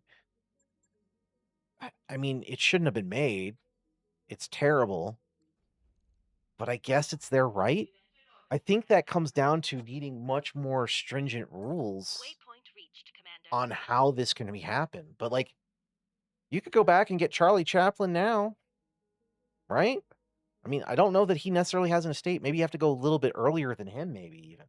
But I'm just saying, like, we could totally do some things, and it's probably a super gray area. And I don't know that that's a good thing.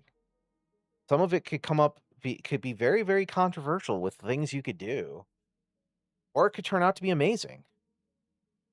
That's the Wild West as we continue. I mean, we're already in a you can't trust your eyes with how good AI can get to some extent, even now. Why did my phone make that noise? Well, I don't see anything. Okay, moving on. So that's interesting. Actors should acknowledge that their appearance is their value and should license it in such a way. Yeah, well, I mean, and James Earl Jones did that with his voice for the Fortnite bot. Not that he did directly. He had already set things up so that that would be okay, I think, if I remember the story right. I could be wrong. It's been a while. I remember seeing that.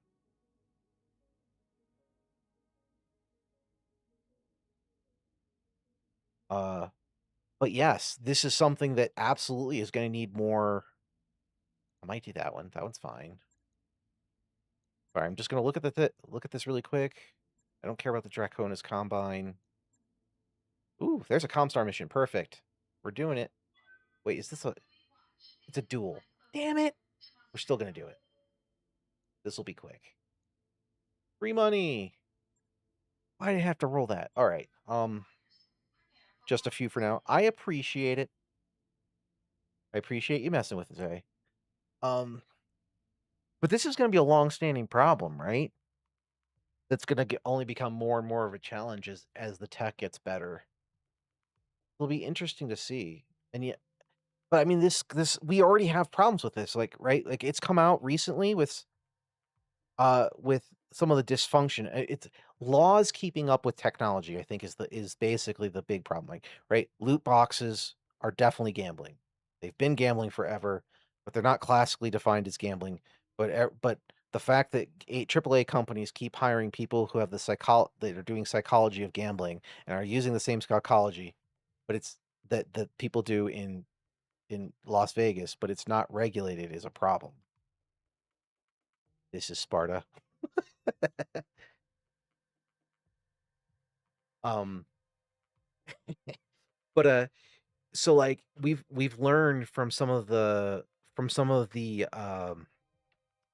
the word, adaptations, that's the brain, that recently that when a writer gives their rights to Hollywood Command interface initiated. because of the union agreements, the writer can't be in the writer's room because they're not part of the union, and that is asinine. That absolutely needs to be changed. Yes, union writers want to have a job, but if the dude wrote the fucking book, I think they should have a fucking say on how it's deployed. We shouldn't have fucking master cheeks, right? As we've talked about earlier this week, right? We shouldn't have, and I don't care about Halo in any way, shape, or form. I'm not a Halo fanboy. It was on the periphery of my experience, right? Being a shooter and me sucking at shooters in there, right? But like, there's fans, and like, there's no even I know that never should have fucking happened, right? What happened to Witcher in like the 3rd season, right? Like, this shit should never have happened. It's not okay. But the only way you can do that with the current framework is the writers need to have a say. Now, you may not. Now, to be fair, if I remember right, I can't remember his name, but the guy who wrote the Witcher series, from everything I've seen, is a great curmudgeon. So I don't know how much he would add to the writers' room. But like, he should at least have a chance to be in there and present his case. Like, he might get overruled, but the fact that he can't even be in the room, so he doesn't even know what they're talking about, he won't get to have any input until there's at least a script ready, maybe? And they're already so far gone that your only choice is to either probably break the deal and lose a bunch of money that you already have on hand, or let it go and lead to a crap. Yeah, I a few channels I've listened to have talked about a little bit about him, and there have been some interesting stories. I can't remember any of it. I think Luke Stevens talked about it a bit back in the day. He's probably what I'm pulling on for some of it from old podcasts. I don't know much about him himself. I've not read the Witcher books. I never went that far. I didn't get that deep into it, but like, I've listened to people who have been much more involved, and there's been a lot of controversy between him and CD Projekt Red. He's just like a curmudgeon. I think he was so frustrated, and he was suffering from his books not doing well or as well outside of Poland or something along those lines. Like, don't get me wrong, go find a real source, but I'm trying to TLDR what I remember, right? That he sold over the rights. What he sold to CD Projekt Red was for an obscenely low value, with what they turned, to the point that he made a lot of curmudgeonly comments about it. And I think they went back and they actually gave him more money because he was being such a pain in the ass. And they also realized that they had done so fantastically well. So, like, good on them. They never had any need to do that, right? So, like, at least they did a mildly good thing there. But that's all I remember from it. But that's where kind of my impressions on him. But I know other people have talked about it, and this has been a really big problem with today's writers being shit. Like, I mean, I don't wish anyone ill will. I don't. Well, no, there's one person, but that's a very separate thing, and that's a flaw in my character more than anything. But the when you look at these things, there's I'm trying to think. I lost my thread. I went, no, that guy. I don't like that guy. But you shouldn't be calling for people's heads and whatnot. But at the same time, like the writers who made Veilguard, if you love, I only know one friend of mine who kind of likes Veilguard, and it's not because of the story. He actively skipped all of the story. He played it for mechanics. And I'm like, okay, respect, I get it. But he also doesn't say it's an amazing game. He just enjoyed the mechanical play of it. To me, it looked a little bit too repetitive because it originally started as a live servicey multiplayer type thing, and then it got rebooted for like 3 times, and then Veilguard was the result. But the story writers from that, like, you know, like almost all of the Dragon Age team was cleaned house post that game. All of the all of the writers were summarily effectively executed from the industry. They didn't actually all leave the industry, but they were removed from EA, right? Which is a big statement from EA going, dude, you guys screwed up. This is bad.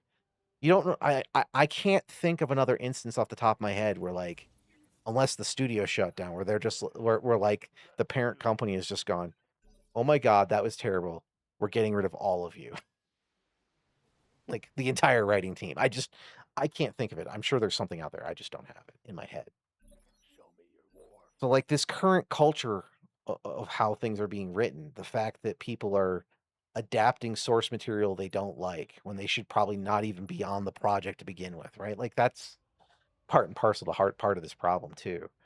So that's what leading back to kind of like the AI using old actors. That's what concerns me, right?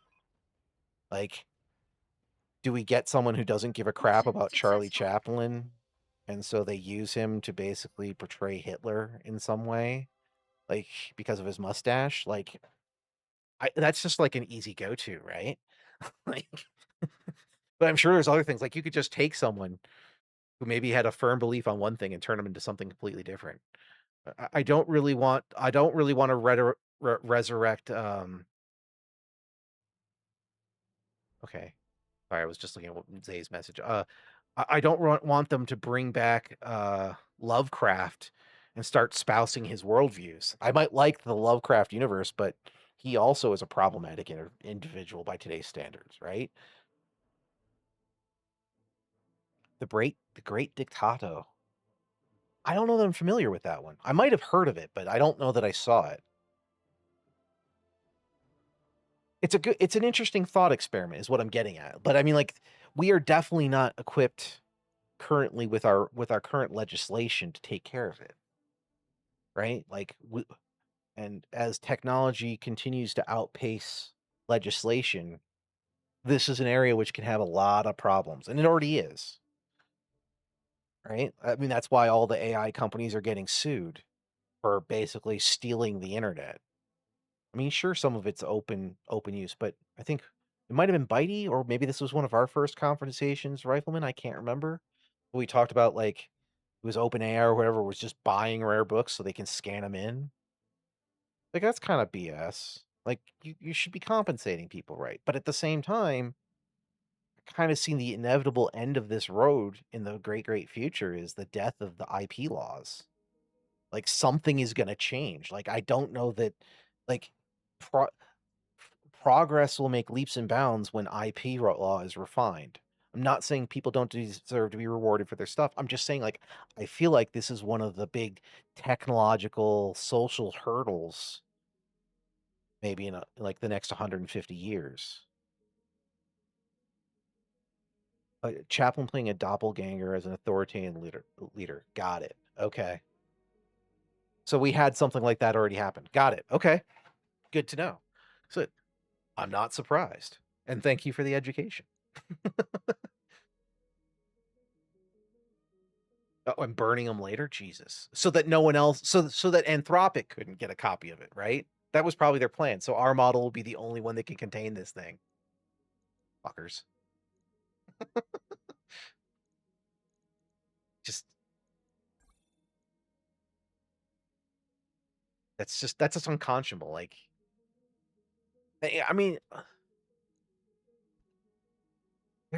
crap should deserves to exist, man. Like in all its crappy glory. This is the fundamental challenge of video game survival. Like I don't really want to go back and play The Crew, but Ubisoft has made it lost content, and that's just wrong. That shouldn't be the case. If you stop supporting it, people should be able to make something out of it. Like, right? That's a flaw in our laws as well. And thank you to Ross. I can't remember what his thing, but all his the stop killing games movement, right? Like, I mean, they're trying overseas. It's kind of we saw some movement in California here, but ooh, it's against Draconis Combine. I'm still gonna do it. Okay, I'm gonna do one more duel, and that'll be end for today. We've gone longer than normal, but it's been a fantastic, and I've been enjoying the hell out of all this. So thank you, thank you for all the conversations. Anyway, let me grab. Where's my sidekick? Slapdash. There she is. She is my definite second of this company for this playthrough. Yeah, we went a little long today because we've been having fun. Uh, uh, I'm still dialing in what the official stream length is going to end up being over time, how we're going to do things. Uh, like I said, we've been doing like 2 streams, kind of doing our group streams in the afternoon and then our solo streams in the morning.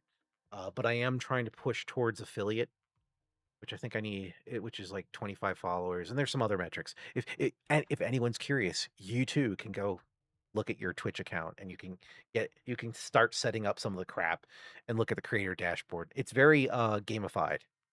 You've got like achievements to get. You know, you stream for X amount of hours and you get an achievement, yay! And a certain number of those get you to affiliate. My video quality is actively suppressed. I can only do it in 720 or something for uploading to Twitch, whereas my videos on YouTube can go 1080p. So we have a night bot, but I am not botting. uh, we have a small we have a small group of people who have chosen to follow us, but I'm still slowly getting more active users. That's why I appreciate Bitey, you and Rifleman having hung out with me this week. I do appreciate it. Well, I mean, there's a lot of drama because Twitch for a really long time actively knew about the botting problem and did nothing about it because it actively helped them. It let them sell ad revenue for even higher than it legitimately should be. And then stuff started coming more and more out into the fold, and then advertisers were having an issue. They were kind of forced to do something about it. And some of those big streamers got hit real hard that used it to get to the top. And I think Rifleman, you especially are definitely aware of this because I seen that you, from what you said yesterday when we were chatting about all this stuff, you like to support small content creators. So you've probably seen it, right? Like the way the entire interface of Twitch is set up benefits their big people and does not benefit their small up and coming streams at all, right? Like because the bigger you are, the farther you are, the closer to the top of the category you are. Based on my time slot, Receiving you. not a lot of people play Battletech at this time, right? So if y'all are around, it's easier for you to see me because I'm competing against what 1 or 2 other channels. So even if there's 3 of us, we're all going to be on the main page. Whereas if I went out to play Diablo 4, which I have in the past, with Roger 3 that. viewers or On the whatever, lead. I'd be like 30 pages down, right? You just wouldn't even see me. And I appreciate it. Folks like you are what help give people like me a chance, right? And I've been thankful for the fun conversations we've been having out of it. Confirmed. So that's also an incentive for me to have gone to go to noon today. I might go more, continue doing 4 hours in this block, and because we've already been kind of talking about that, we might move our 3-hour window for doing real life nonsense between the blocks. So start a little later for our later stream, and keep doing this. So Well, Bitey, that's because I think we've talked about this, right? Like, you also haven't really been into the tabletop, right? I've thanks to what I don't know if you've watched. Oh, 1 second. I'm losing my headphones. I gotta change the battery. Uh oh, thank you. Sweet. I've got viewing stuff while I'm sitting there eating food later. Oops. Nope, that's the wrong way. Battery in the correct direction. Um Battletech has had a resurgence. It wasn't just Tex Talks Battletechs, but it was him and a few other people. I remember Big Red used to be a massive. I think it was the Bell of Lost Souls was his website. I think he was a big 40K person back when I played 40K, and then somewhere in between when I fell off 40K and the rise of the resurgence of BattleTech of more recently, he got into BattleTech, and now he's a big BattleTech guy too. Ready for orders. But anyway, there's a few of these guys. Those are the two I can name off the top of my head. Uh, Got that it. they helped re-push BattleTech to the limelight, and even if the tabletop game is massively scope creeped or power creeped in these more recent editions, and there's some ludicrousness in there, the tabletop has grown up and has become much more popular again. They're re-pushing lines of figs and whatnot. So like it's become a thing again, and I give a lot of the credence in a video game capacity for that to this game right here. I mean, it's an 8-year-old game, right? You two both came and checked me out. You both have been playing it, Connection on that I one. think. Maybe Rifleman, you weren't playing it. I know Bitey was. I know he's doing his extended, but I thought you mentioned you were playing a little bit too. Good to I go. could be wrong. But anyway, I'm just saying, like, the player base for this game or for this franchise, Got it. No I shooting, just running. maybe not fanatical, but they're very Firing full they're complement. very stuck to it, right? Like it's they're a tight knit community, and that's one of the reasons why I was like, well, I should. Like, I've played a bunch of stuff on stream. I play a lot of roguelikes. I play a bunch of turn based stuff. I've played a bunch of card games. But I wasn't focusing on Twitch content. I was using Twitch to record my video, and then I was editing it offline, and then I was kind of a YouTuber to start.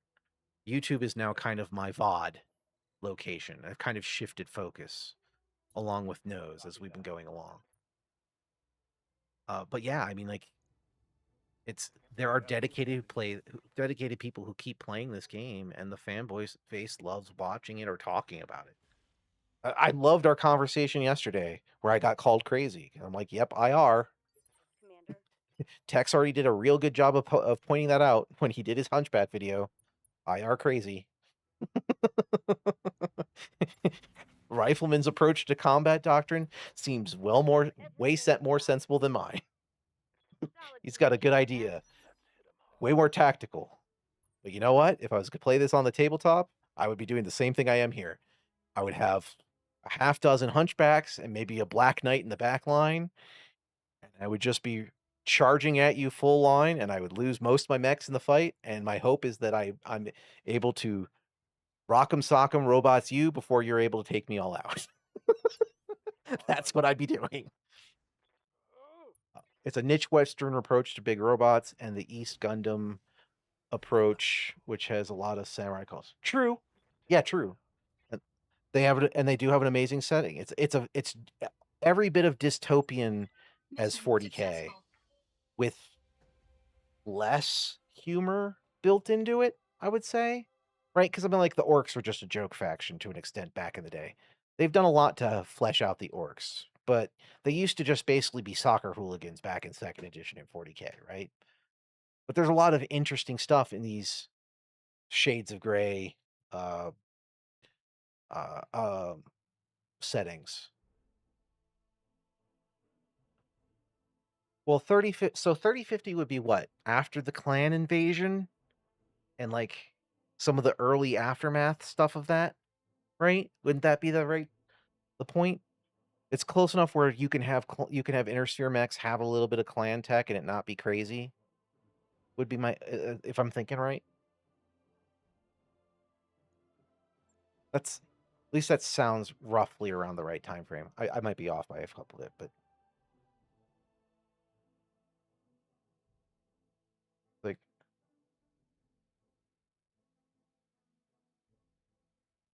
I don't know if Catalyst is not making a mistake by pushing this new stuff. Well, I mean, full scale invasion of the inner field is in March 3050. Okay, so it's the beginning versus okay.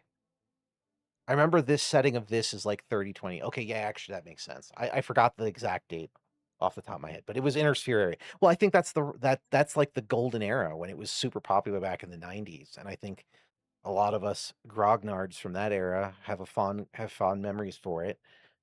And I don't think a lot of people are like I like the concept of Word of Blake. The concept of a the splinter religious faction in space AT&T is kind of humorous to me, but I don't know that that doesn't matter. And Dark Ages as a reboot mechanically makes sense. I mean, it's kind of like what D&D did with because like D&D always had a calamity whenever they made a new edition, right? So like they kind of tried to codify that, and it kind of worked for a while, and then like fourth edition was not well received by anybody, and the reset there really rechanged a lot of things about the Forgotten Realms, and I don't think it went over well. And I have no idea what happened in fifth edition because I haven't actually played fifth edition. I've just consumed it in passing, thanks to Baldur's Gate 3, the video game, and Critical Role a little bit. It's a popular setting because it's the grand struggle against technology superior opponent. Yeah. Yeah, yeah. Like thanks to Tex, I think I mentioned this. Like I've realized I am totally an inner sphere. Uh, I mean, totally an inner sphere pilot that just wants to mercenary who wants to he wants to punch all those freaking clanners and steal their stuff. But I don't want their crappy mechs because they're too flimsy and they burn up too quick. Anyway, at that point, we've hit the time. Uh, again, thank you all.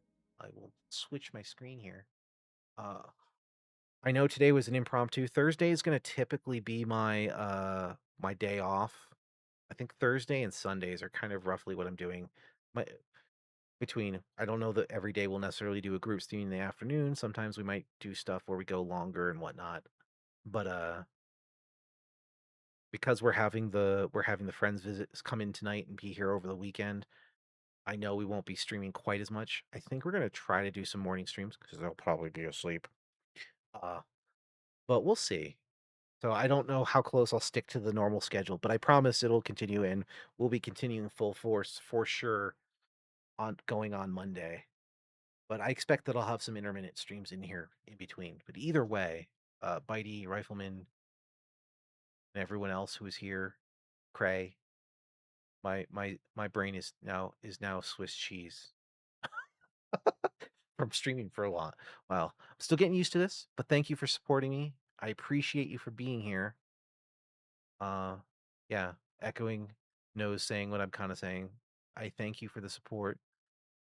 Uh, feel free to think up other random topics you want to wax poetic and we can debate slash philosophize on because that's the fun. I love these conversations. The game is the vehicle.